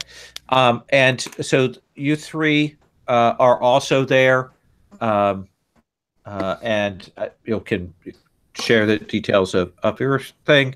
And Nelma will essentially say that Elder had been fine, maybe a little tired. He's been sick lately, and the Chronicle has been going in and out, and they've been telling him about the new people. They told him about the animal folk, and that there was a metal person, and that he's also been speaking with, well, quite frankly, that guy that you put a bullet in his head. Up his nose. Technicalities. But yeah, the one that you killed, he had been talking with him. And I went in to check on the Elder, and he wasn't breathing. And I'd only been gone for like 15, 20 minutes. And so I went and I told Azazel, because he's the one who seems like he's most in charge among the chroniclers. And he told me to go and wait while they checked on it, and they locked me in. Okay. Yes, it was a dick move. Does he always do that kind of stuff?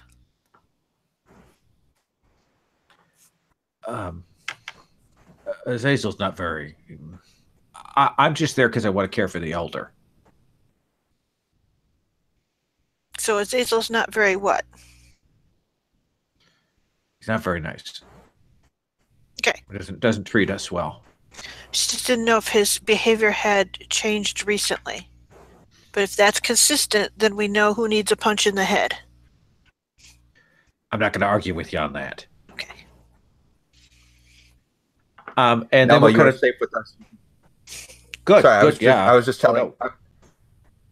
I was just telling her that she can speak freely because she seemed hesitant to kind of tell us details about Azazel, but we tell her that she's safe here. No, I understand that, but I don't like speaking ill of people. Because that's how you get a smack. I know it. I looked at Victoria. Victoria shakes her head like, you know what you did. So then the three of you can share what you saw.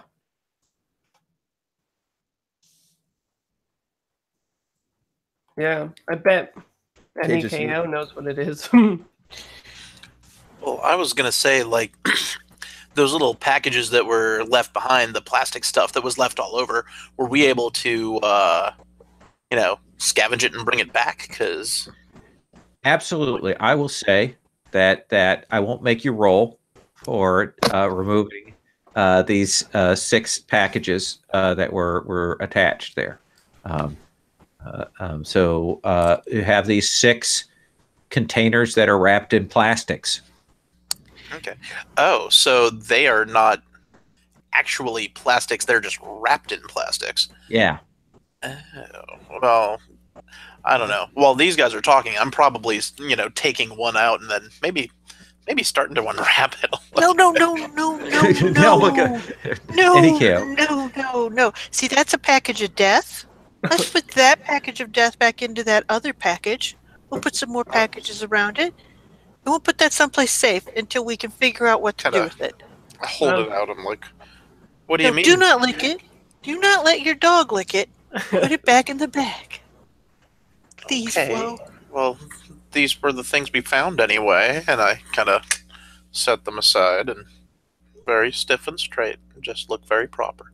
You can just build a really shitty boat, put all the bodies in it, put the new dead bodies that are going to be dead really soon, and put those in the boat and then shoot it, and then they can just drift off into death heaven down the river. Of course, first Yes, beautiful. step 1, kill the other people. So there's Are we 2 gonna left. use the death packages to do that? And I kind of point at the bag. No, So- that will just be a parting gift on the River of Styx. I want to make sure that they don't get anywhere nice. No coins for you. Sorry, what's your cherry? No. I'm just thinking. Okay, so there's the 2 left. One of them was Jonat's group, and the other one's with Orion's group. And 2 more still, right? No. There were only 6 to start. Oh, and you got 2 of them. You got 2. Fraser One was killed killed one last time. Oh, right. Yeah, and it sounds like tragically, one of these guys is probably going to have to try to kill Jonats, and they both might end up dead. Tragic.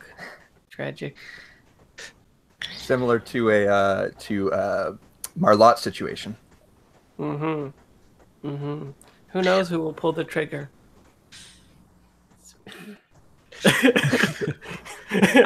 NEKO, you were going to say? Well, I mean, that's the thing is, how do we want to approach that? Do we want to set that fight off, like by telling Jonats that guy is the one that did that? Tell him what's going on, and then let him try to, I don't know, deal with it his way? Sounds like he might survive. A little? Hey, I got an idea. Yeah. We got a militia. We have a whole fighting force, and we could go in there and demand that they bring out Jonats to us, or we'll rain down hell on them. With what for our reason? Victoria goes, no. Okay. Oh, okay. No offense. The second that we start using the militia for internal stuff like that, you change everything. I got a little excited. Yeah, no, and that's all cool. And we need to do something, but the militia we've got to keep neutral, or people like us will get stomped later on. What if we find Jonat's guilty of a crime? See, that's the thing is that's just us making shit up.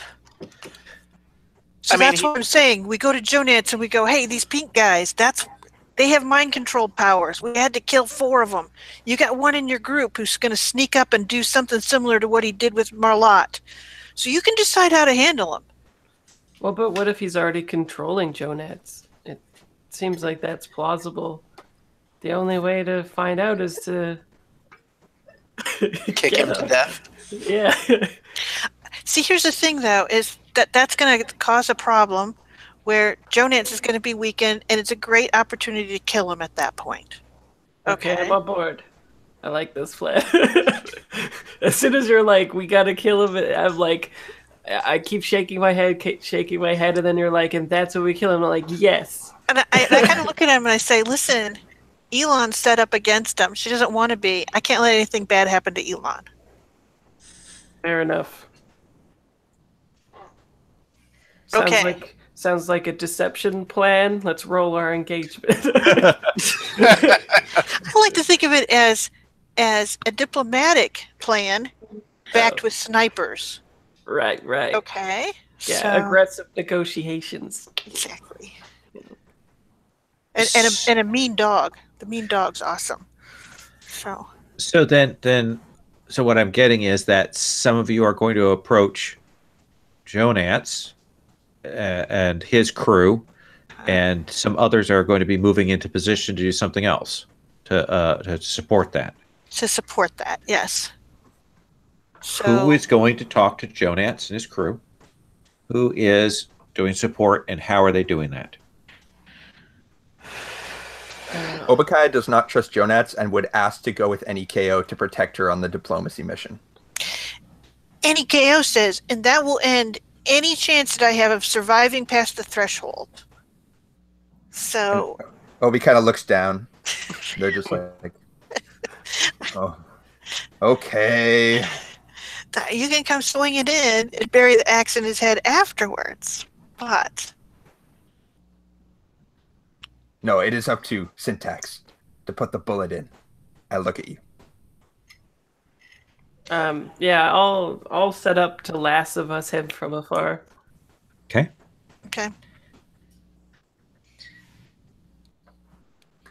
So, NEKO, who is going with you then? Well, I guess Flo could come. Because I could go, look, Flo doesn't know us, and Flo saw what was going on. Listen to Flo's story. A witness. Okay. I could do that. I mean, I'm not real good at tricking people. You aren't tricking him. You're just going to tell him what you saw. So just the pinky-eyed dudes and the little death bundles? Mm-hmm.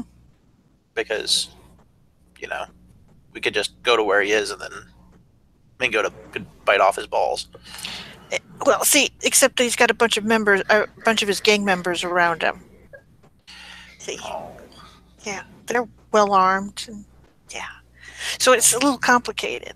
In fact, the first negotiation I'm making is the chance to talk alone to him. So that's why it's good that I go, because I'm harmless. Not really excited. And you're a stranger. And then he's gonna go find his own pink guy, and we're gonna kick each other. That, I'll give him some options on how to look into it. Either way, anything he does, so long as it's not helping him in the end. Oh, it's helping. It might help him. I don't know.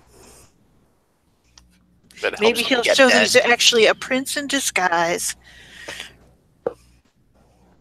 I'll go with you if that's what you think is the best thing. But I can't think of anything better. It's just if we try to jump him, it's going to go terribly wrong. I mean, I'll look at Syntax and just be like, do you think this will actually work? I think that he's arrogant enough as an enforcer that he won't see at least a part of this plan coming. We certainly have threats to back it up. He's gotten away with things in the past, and I look at you meaningfully. Mm-hmm. He's overestimated his reach. this time.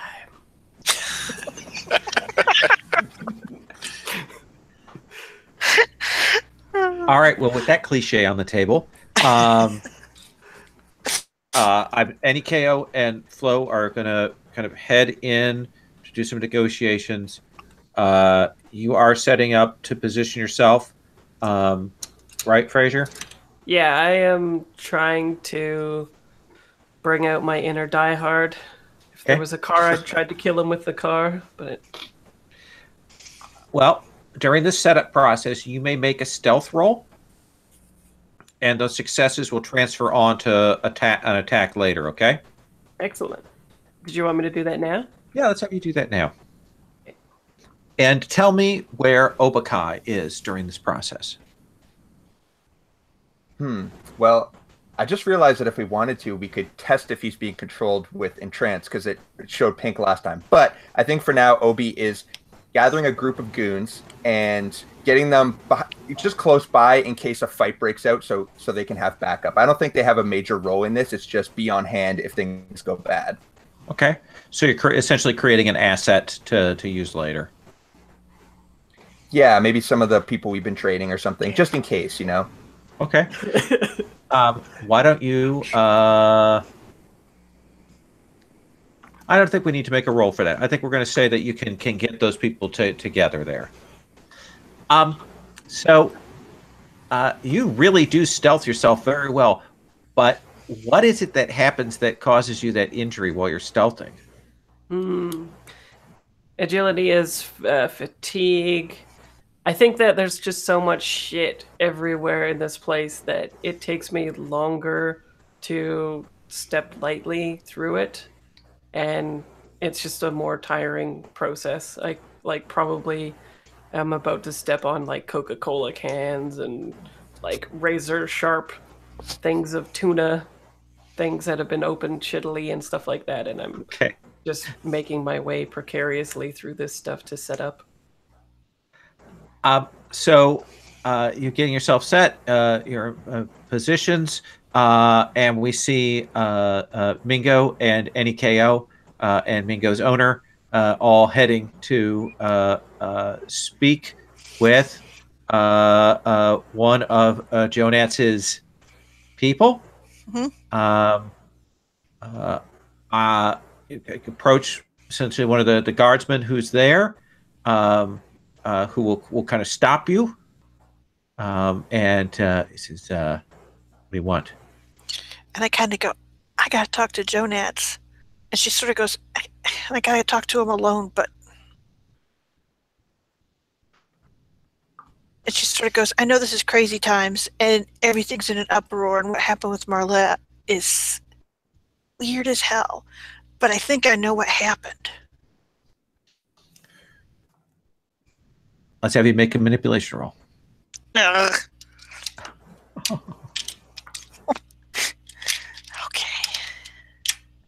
All right. I will say, though, that Yes. I have a reputation for being pretty smart. So can I have a situational dice? I'll give you a situational die because you have more people than he does right now, because you've got Mingo and Flo with you. Okay. One success. So he's kind of looking at you and he goes, "Well, I will take you to see him when he's done with the meeting he's in right now." Who's he meeting with?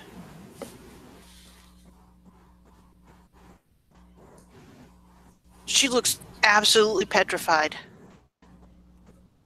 He's meeting with Orion.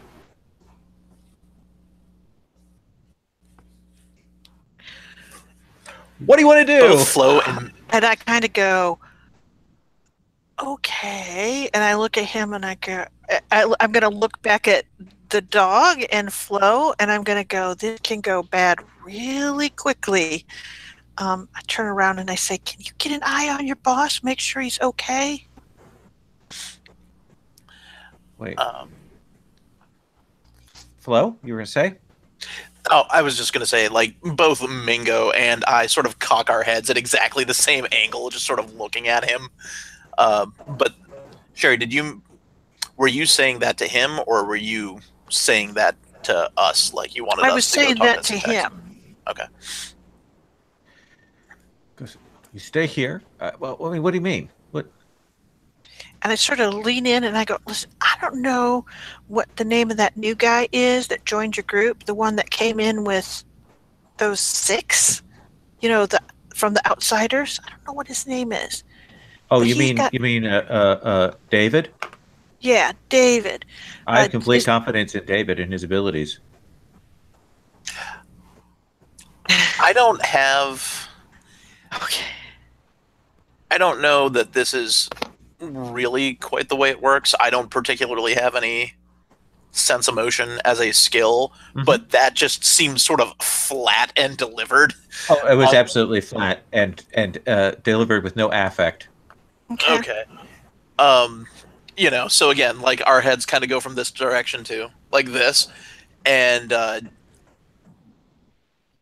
I think that Mingo starts to pull forward, and I kind of pull him back, and I look at you, and I say, think she "Maybe kind of we turns should." and goes, let the dog go. So, What do you do? She gives you the sign to let the dog attack. Okay. I'll just look at him and just say, sorry about this. And then all of a sudden... Okay. So you're going to roll a sick a dog. Yeah. Plus the dog's strength of 4. Plus the 2 extra dice that we figured out that you have for fight. Okay. So... 3... That... 4 for that. And then the 2 extra dice, would they go under gear, or does that modify one of his... Just do it under gear. That's probably the easiest way to do it. Okay. Oh, Mingo definitely fights below the belt. Oh, yeah. I mean, it's what he can reach, right? Yeah. Okay. 2 successes. That is enough for... This guy's kind of standing there. He's been engaged with NEKO. She's got his attention. And then he kind of does that flat affect thing. And then there's a shot where the dog comes into frame. And then we see the guy go out of frame. And we hear the sound effects go off at that point. Let me cut to Obakai and our Syntax. You guys are kind of set up in position, waiting. And she's talking to this guard. They're talking. And then Flo lets the dog go, and Flo takes the guard down. What do you do, Obakai? I was going to say there's one last thing. Sure. There's like a moment where, in just this sort of deadpan, sort of not actually caring, Flo sort of looks off screen at where Mingo went and says, "Oh, no, that's terrible. Just stop." And then shrugs and walks in. Obakai. They're still outside the sort of compound house for Jonats. Yeah, so I think I immediately say like any KOs in there. Nobody's inside yet. Oh, what? But they're like, have they started going into a building, or are they on the outside? We talked to the guard outside. They haven't gone in yet. Okay. And it's a door to head in. Yeah, it looks like there's a couple of doors to this place. It's Marlotte's old place. Okay. Well, I would tell everyone to have their weapons prepared, and Syntax, unless you want to sneak up there and try and find out what's going on, I could also do my lizard thing, but do whatever you think is cool. I chopped someone's head off. I'm good. I'm good too. I almost chopped a dude in half. So competition. I don't want to get into that fight with the girl with 2 katanas. No, thank you. Yeah, so I think. I mean, I'm kind of, if they're just outside and there's no other guards around, if they would give us a signal, then we would do something. But I think if they just wanted to proceed and sneak in on their own, but I'd want to know. I'd want to try and communicate. Obi, I think that you would have the impression that there isn't any sneaking left. Does that make any sense? There was nothing quiet about what just happened. Yeah, It was they really wanted scream, scream, scream. You know, Yes. that sort of You thing. probably hear the screams outside. Right. What do you do? Yeah, so I rally the troops and hop over the wall, and Syntax, I'm like, this is the best signal we're gonna get. Let's go.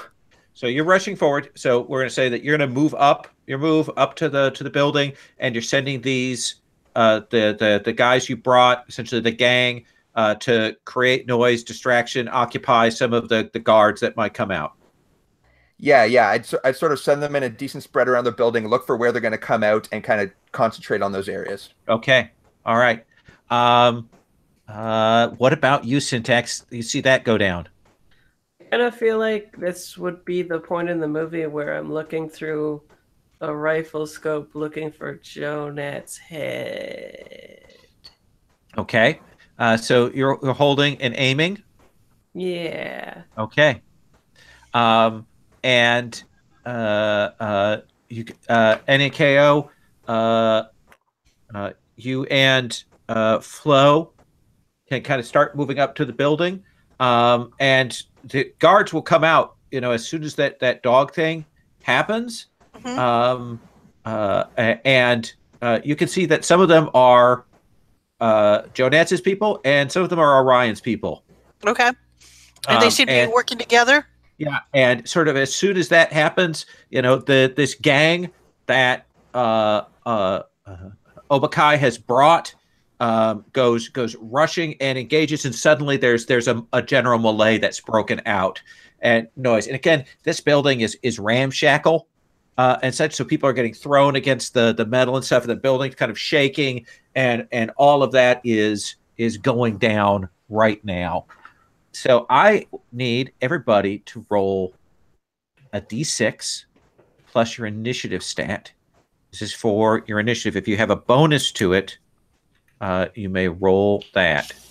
Otherwise, it's agility? Yeah, agility. Yeah. 3 d6 plus your agility value. Oh, wait.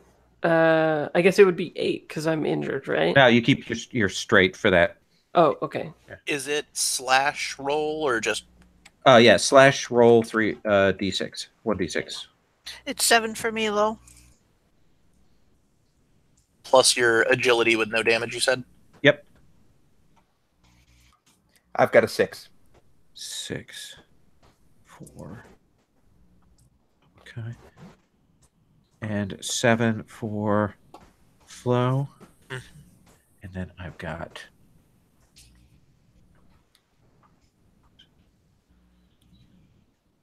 And...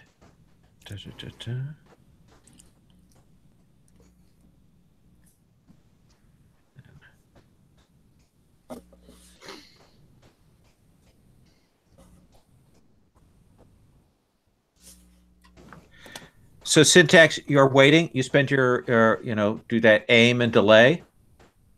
Aim is nice because it gives you an extra die Oh, nice. when Jonat's comes out. Ah! You see that Mickey Mouse headed guy, that helmet. He comes out, and he looks like he is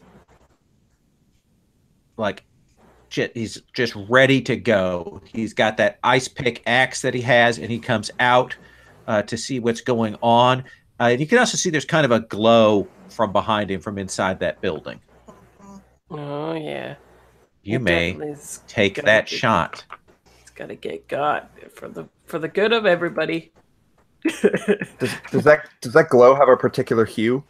It would be sort of might say magenta or Pepto-Bismol, something like that. Okay. A sickly color. Yes, sickly color. So you get your rifle dice, and you get your sneak attack dice, and you get your extra die for aiming. Okay, sneak attack in the first one. So you get 3 extra dice from that total. Okay, in the first one though, right? In the skills. Yes. Yeah. Cool. 2. So 2. So what's the damage on this weapon?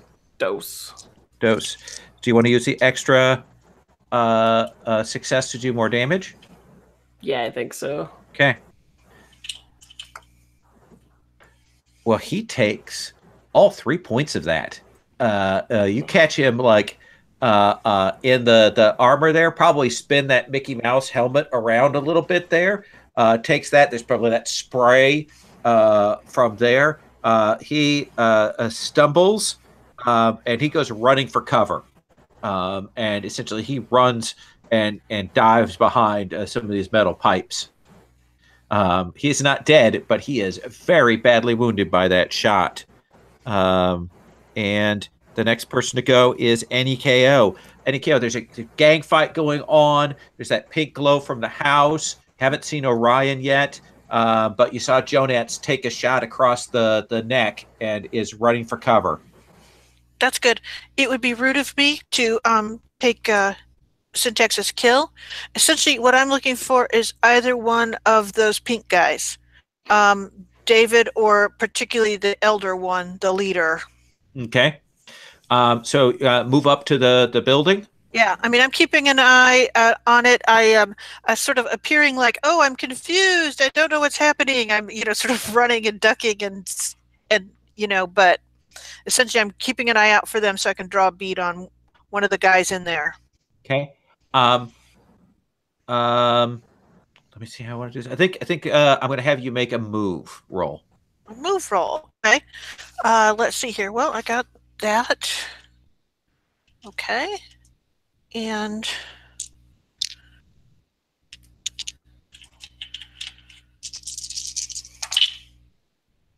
I got 2. 2. So you will be able to move in. Roll, get in through one of these like windows, come in, and get in a position where you can see there is Orion is in there, and the other 2 from the pink are in there. They both have pink eyes, and you can see that Orion also has that pink kind of pouring out of his thing and his eyes. And you can get yourself into position so that you can strike if you want. Do you want to hit one of those guys this round? Yes. Okay. And essentially, I'm going for probably the leader, just because I'm hoping that will destabilize what's going on a little bit. Okay. Go ahead and make that roll. Okay. Oh, I'm going to have to push it. Okay.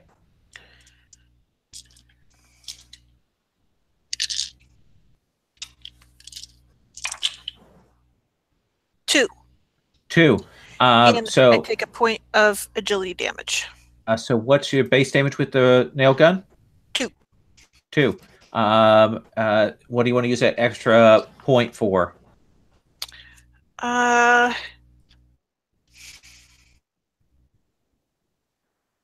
think I want to take something from him. Okay. And essentially what I want to take is any sense that he would have of the direction where the shot came from. I want him to be spun around and disoriented. That seems perfect to me. He won't be able to get a bead on you on that round there. Okay. Flo, you also go on that same action, and then some bad guys are going to go. You're muted. I think that in a similar way to NEKO, I'm sort of in the middle of the fracas when it starts, and I just want to get the hell out of there. Uh-huh.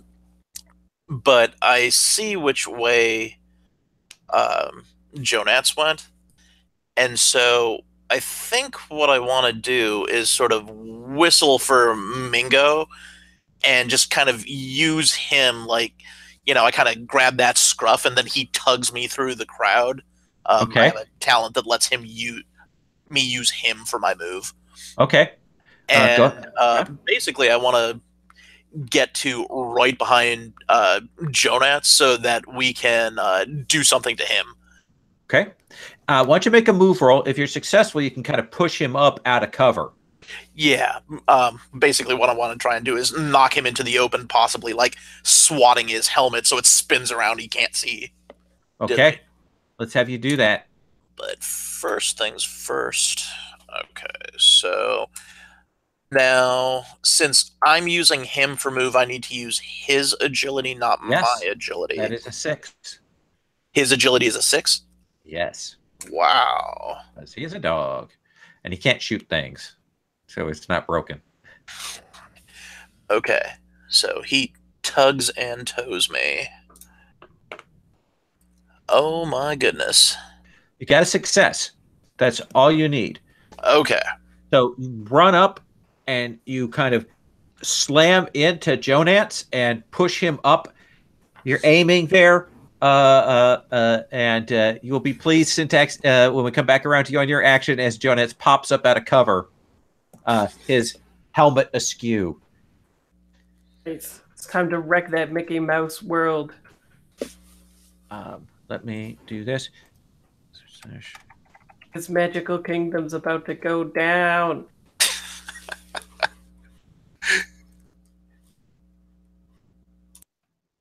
So the gang fight is going on outside, okay, Obakai, and it does not go well for the gang you've brought.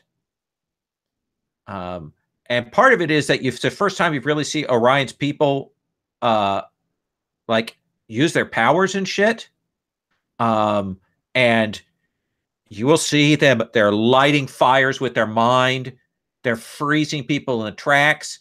You see that one of them just like does some kind of mental projection on one of the gang members and he falls down bleeding from his eyes. It's like Orion's people all have mind powers. That's their thing.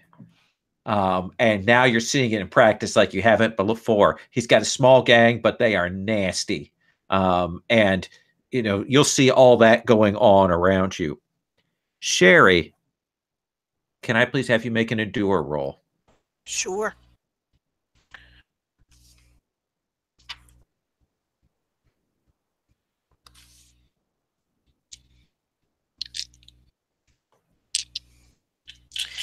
Can I have an extra die because I'm prepared for this?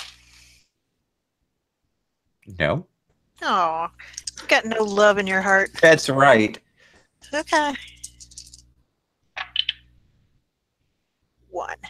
1. So you're only going to take 2 points of doubt. Okay. So that brings me to 0 on empathy. What does that mean? That means that let me check what the empathy drop on that is.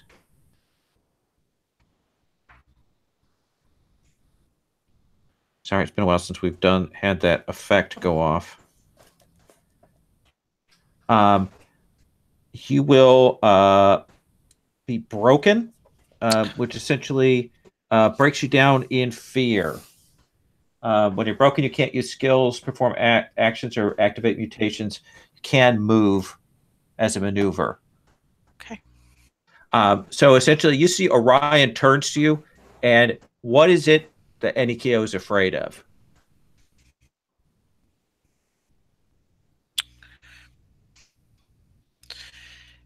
I think that what it is other people and their cruelty, if that makes any sense. It's that can't be escaped, that there is no sense of rule or logic that will ever stop that. And you have that vision of people that you know and friends and all of that pushing in on you and tormenting you, and you kind of crack under the mental pressure of that. You know it's not real, and yet you don't, and you will scream out. Obakai, you hear Enikeo scream from inside the house. What do? I am definitely going to rush in there. I'm going to, tell Bosco to, tell everyone to steal their minds or whatever, but I can't stay out here while something might be going down. We're getting killed, dude! Remember your training, and I'm running in. Lemieux's in charge. All right, everybody run! Yeah, and then I think I charge in there. Would that maybe take my move maneuver, I guess? That will take your move maneuver to get in there. And then would I be able to still make an action? Yeah. You push through the gang. You said you were rushing up last time. You can do this heedless, so you're out in the middle of things. So the other person's going to take a shot at you after you go. Okay. I look at the one that's closest to any KO, who looks like they might have been the one that did whatever they did to her. Well, that's Orion. Oh, perfect. You Then see that halo of the thorns and stuff around him, and you can see he is just reeling in, and he's coming in there like he's going to rip her mind out. Then I charge from across the room. Are there like tables or anything in this room? Like what kind of table would it be? I don't know, like a big round old just wooden block basically. Okay. That's on top of something. And sure. Basically this is just color. Like I think Obakai would kind of go on all fours, almost jump up onto the table, push off with their arms, and then just spring off with the Naginata just like pointed out straight at Orion and just go in for that all-out attack. Let's have you make that fight check. Okay. This would be a good time to do well. This would. All right.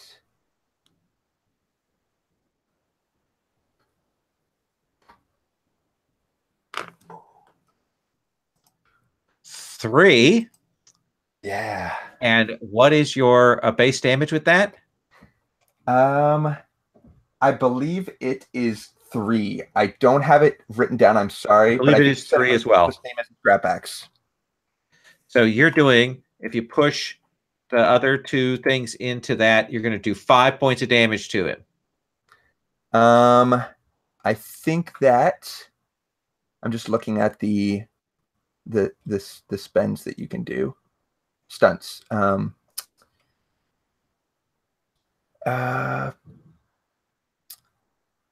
I would like maybe to spend one of them on damage and then one of them to hold my opponent in a grapple. Okay, so kind of smash into him and do that grapple. Oh, and his armor doesn't go off at all, so he will take all 4 of that, and you kind of smash into him. He'll probably go through the back wall of this place. Cool. However, the other guy who's there is going to light you up with pyrokinesis. So you're going to take 3 points of physical damage. Ouch. Can I try my armor on that, or would that? Absolutely. Okay, cool.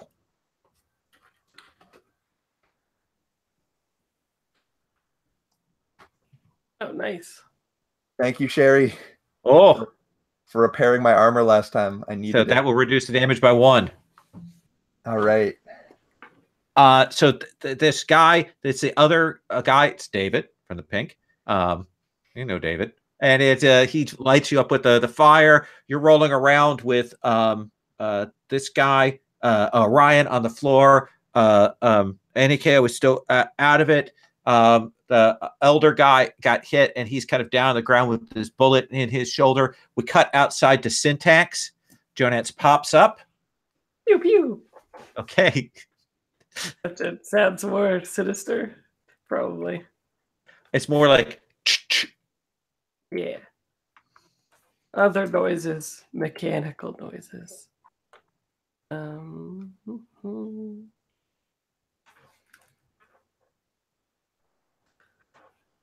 Just, yeah. Oh, son of a nutcracker! I gotta push. Yes, at least I got it. Okay. So you concentrate, press, and that bullet, and like the video game Sniper, we probably see that slow-mo of the bullet go in as he kind of turns back around, and he can see it for just a moment as it goes into that helmet through the eye socket. And there's probably just this jerking, and he will slump like a sack of potatoes down to the ground. And inexplicably, back when we cut to Syntax's face, she has a cigarette, and she says, "It's a magical world after all, bitch." So you can do a maneuver on your round, Sherry. Can I do something that will unbreak me? Can I essentially crawl over to Obi and like touch his ankle just to reassure myself or something like that? Make an endure roll. That seems like an interesting way to handle that. Okay.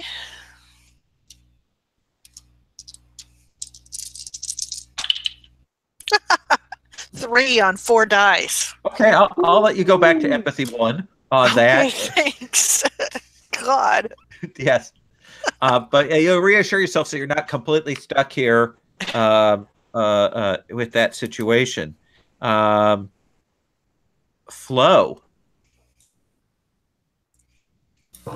Oh, not that That's drops. Not that I at want your to completely feet. waste my round, but I think I kind of give his little putty head a kick, knock that helmet out into the melee. Okay. Bounces off some guy's back, more the better. But other than just scene All right. stuff, that doesn't accomplish anything. And Well, then also you could do this as a free action if you want. okay, Kicks his helmet off. You see all the mutant acne that he was hiding under the mask. These militia guys out here, they're just getting. They are getting killed. The only person who's probably doing anything really serious damage is that a possum guy is leaping from dude to dude, putting a knife in them. I want to go in and help my friends, but these guys, you know what? I think I gotta go in and help the people I came with. I'm gonna rush into the building then. Does it look like these guys out here have some sort of leader or anything like that? No, you assume it's probably one of the people inside. Okay. I'm just gonna head inside then, because You and Mingo can hit that doorway, which has been bashed open by Obakai and just that last round, and you will see that Enikyo is kind of trying to get to her feet. That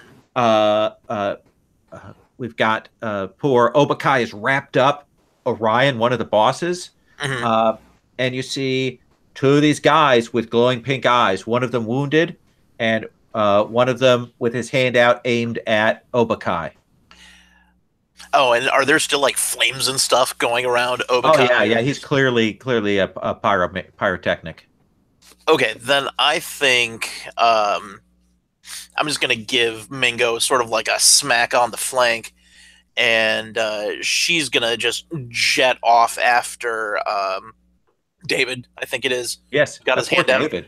And I think that what she's trying to do is, the dog thing where you just kind of like go after a leg and pull them right out. Hopefully, like that smacking the ground completely disrupts what he's doing. Sick a dog, plus his strength was just 4, plus 2 extra dice for the fight talent. Okay, so sick a dog. And that.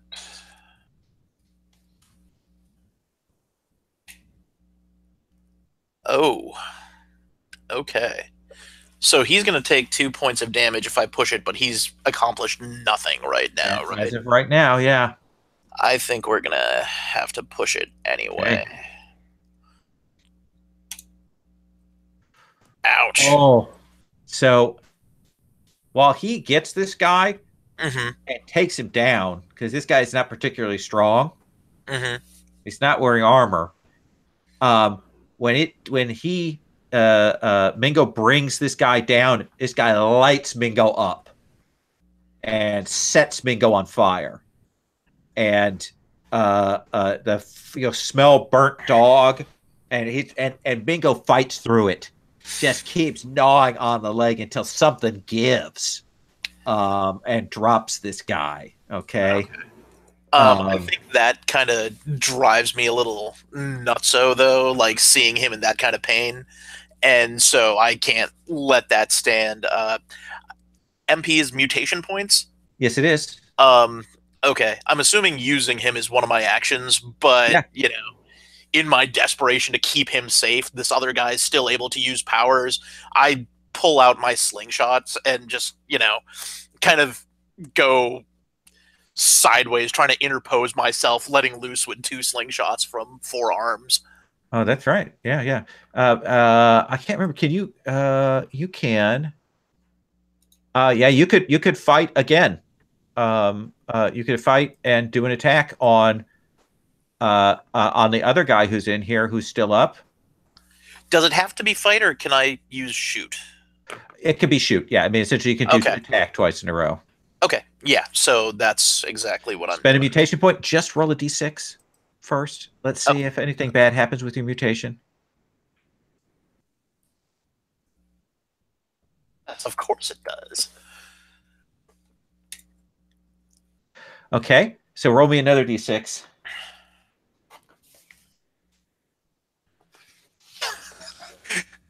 All right. I gotta double down on, you know.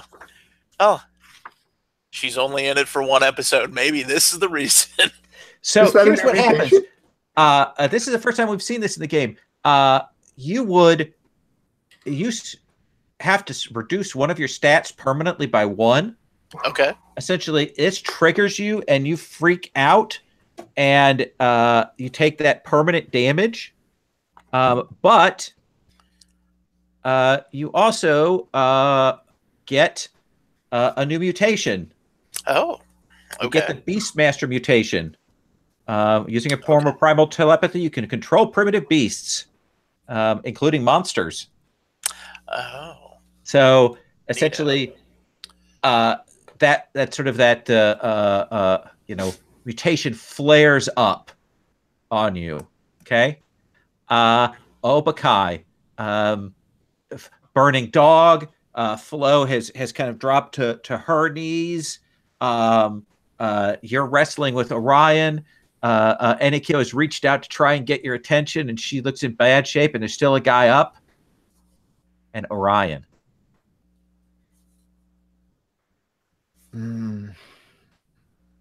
Pink-eyed, looking up at you, about to rip open your mind. Orion. Do I get the sense that NEKO has somewhat come back to this earth? Like when I make eye contact, do I see NEKO in there, or is she lost? I'm going to say you can see that she's shaking herself together because she was able to get reassurance from you. Okay, cool. So as soon as I see that, I just go for Orion. This is the fated, you know, it's my drive, right? Let's see. You could still fumble this. I could, but I have to go for it. I want to see what happens here, because if you fumble, he is going to tear your mind open. Oh boy. No pressure, by the way. Okay. Oh. Oh.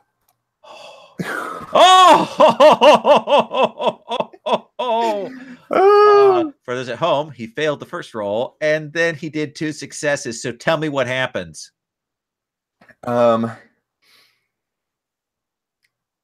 So I think when I look like furiously, my lizard brain takes me over, and in my eyes, you see the same kind of hypnotic thing that I did before, except when he turns his on me, he sort of like takes over me for a second. I think that's like the initial failure, and then I kind of just I just think of like how he like spoke to me when I've been there before, and just like seeing his goons all the time around beating up my friends and stuff like that, and I just like shake myself out of it and use my combat instincts to just ground myself, and I want to just plunge this thing through his chest. And you just bring it down hard. And it'll be that bit where it kind of looks at you, starts to talk, but he doesn't even get a word in before that light goes out in his eyes. And you'll look up and you'll see the last of those pink guys. And he's standing over you, and you can see he's got a shotgun. has it, and he levels it at your face. And that's the moment in which you'll see Lemieux come into frame and do that sort of rabid squee and hit that guy and take him out. I will say outside, we would see various members of Orion's gang, the sort of control, the domination that Orion has been putting on them for months, if not years, that death kind of shakes them. And there's probably not much mercy from the people who are fighting them. And it will probably be a swift dispatch there. So what's the last thing we see in this scene from you, Syntax? I don't know. I think the last one was cool. I don't know if I could top that. No, yeah, you're fine. Yeah, you're just probably get a shot of you surveying the situation. Any KO, what would you do to help clean up or finish out this moment here, this kind of bloodbath? Well, I think one of the things that you see is that she kind of hands Lemieux the nail gun because he had asked about it, so he can carry that around after his triumph. But you see her actually healing any of the critically wounded. She got enough to heal fully 2 people. So do you heal Mingo first? I was going to say Mingo's wounded. Oh, is she critically wounded? If so, yes. Oh, is that like a... Yeah, so you can move over and do that. And what's your reaction there, Flo, when she's able to essentially start to heal Mingo? Is there a mechanical thing for how actions affect using relationships? a mutant power of hers, her parasite power to heal. I mean, Mingo's not a big fan of her, and so I don't like she's hurt. I don't know if she'll let NEKO come that close, especially how like animals get when they're hurt and they want to shy away from people. So she probably like scoots and scrapes trying to get away from her, and out of character is on my better judgment, but I kind of look up at NEKO and say, take care of somebody else, I'll take care of her. And I'm kind of like hovering over her all protectively. Yeah, and so you can apply your first aid there. NEKO, you can turn to the critically wounded and save some of them from passing. A lot of people here burnt, frozen, all of that kind of thing. What do we see? What is your reaction to all this chaos then, Obakai?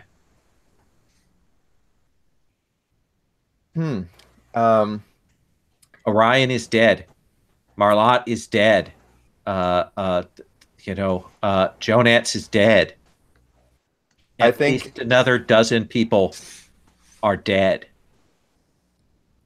I think I reach down and I grab Orion by his belt and by the chain around his neck, and I just lift him up and take him outside, and in front of all of Victoria's people, I just throw him on the ground and just let out a roar. I think this is like Obakai's like total animal instincts take over here, and they're just like, bloodthirsty, like you said. Awesome. I think that's where we have to stop. We are past the 10:30 moment here. We end with this horrible situation on Art getting resolved with the intruders from outside dispatched, but the threat still remains for them. But Orion, one of the sinister bosses, taken care of, and still a power imbalance in the Ark, and the secret knowledge that the Elder is dead still to come. So I think that's where we're going to have to stop. Is that okay with you guys? Let me real quickly dispatch out experience points, and just so you can see how this works, Tejas. So we do a question system. Everybody gets a point for being here. Everyone gets a point if you did a day's work at the Ark. If the group had explored the zone, there would also be points for that, but you didn't. Sherry, did you sacrifice or risk something for your PC buddy? I knowingly walked into a horrible, dangerous situation so I could set up a reason so he could kill people. Kill his enemy. That's a point. Syntax, did you sacrifice or risk for your PC buddy? I don't think so. Oh, you kind of stayed back and did the shooting. Yeah. But it was pretty sweet. Yeah, it was worth it. Did you sacrifice or risk for your PC buddy there, Obakai? I think so. I think when I heard any KO scream and I charged in there, that I could have maybe handled that situation a little more rationally. That seems fair. I'll give you a point for that. What about Flo? Did she sacrifice or risk something for a PC buddy? Which PC is her buddy? Oh, so did I have to like pick somebody at the beginning? Yeah, you can pick somebody now. Yeah. Okay. I think that if you did Obi, you backed Obi up quite a bit, I think. I think backing up Obi at the beginning, but also I think like just trying to charge in to help out the two of them when they were, being set upon. Absolutely. Right at the end. So absolutely. Yeah. You would get a point for that. Sherry, did you sacrifice or risk something for the NPC you want to keep safe? Yes. Elon. Okay. It's Elon arbitrary. That's those two back and forth. So you get a point for that. What about you, Syntax? I don't think so. I think it went charging in to try and. The whole point of this is trying to keep Bayra and Ellen safe, right? Yeah, that's true. That's true. I think the same holds for you if Victoria is your NPC of choice. Or did you change that? I can't remember. I actually switched it to Lemieux, so I would feel weird changing it back. I think I'm still focused on Lemieux, but I don't think I sacrificed anything. I think he saved my ass, so. Okay. Lemieux goes, I'll take the point. Who's your NPC buddy? Is that... it's Mingo, actually. Mingo. Did you sacrifice or risk something for Mingo? I at the end, trying to dive in front of her, I definitely think I did. Oh, yeah. You get a point for that. Sherry, did you sacrifice or risk something to mess with the NPC you hate? Why, yes, I did, because I changed it to Jonats last time. 1 point. Same thing for you, Syntax. You get a point. And who do you hate, Obakai? Orion. Oh, yeah. You get a point. And you get a point for Jonats and kicking his head off there. Alrighty. Did anybody sacrifice or risk something to reach their big dream? Sherry? Don't think so. Sort of indirectly, right? I'm trying to make a safe place. You got a bunch of other points, so I'm going to say no on that one. Yeah, that's fine. What about you, Obakai? My big dream is the fall of Orion, the rise of Victoria. I kind of feel weird taking it. No, you get another point for that, dude. There you go. You did what you set out to do. You tore Orion's head off. You're right. I'm taking waiting it. Episode 1, it finally came to pass. So yes. I'm so glad he was there at that moment. And he was the one messing with any KO because he had to die. Yes. And how would you describe your big dream, Flo? Well, what I have written down is to score big enough that I have my FU money.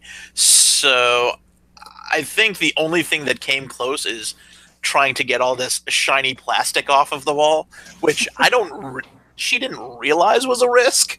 Yeah. But I give you a point. I don't know if that really counts. That'd be cool. So that's where we're going to wrap. That's the XP portion of the game we did at the end of the session. We will take up next session with some of the fallout from this.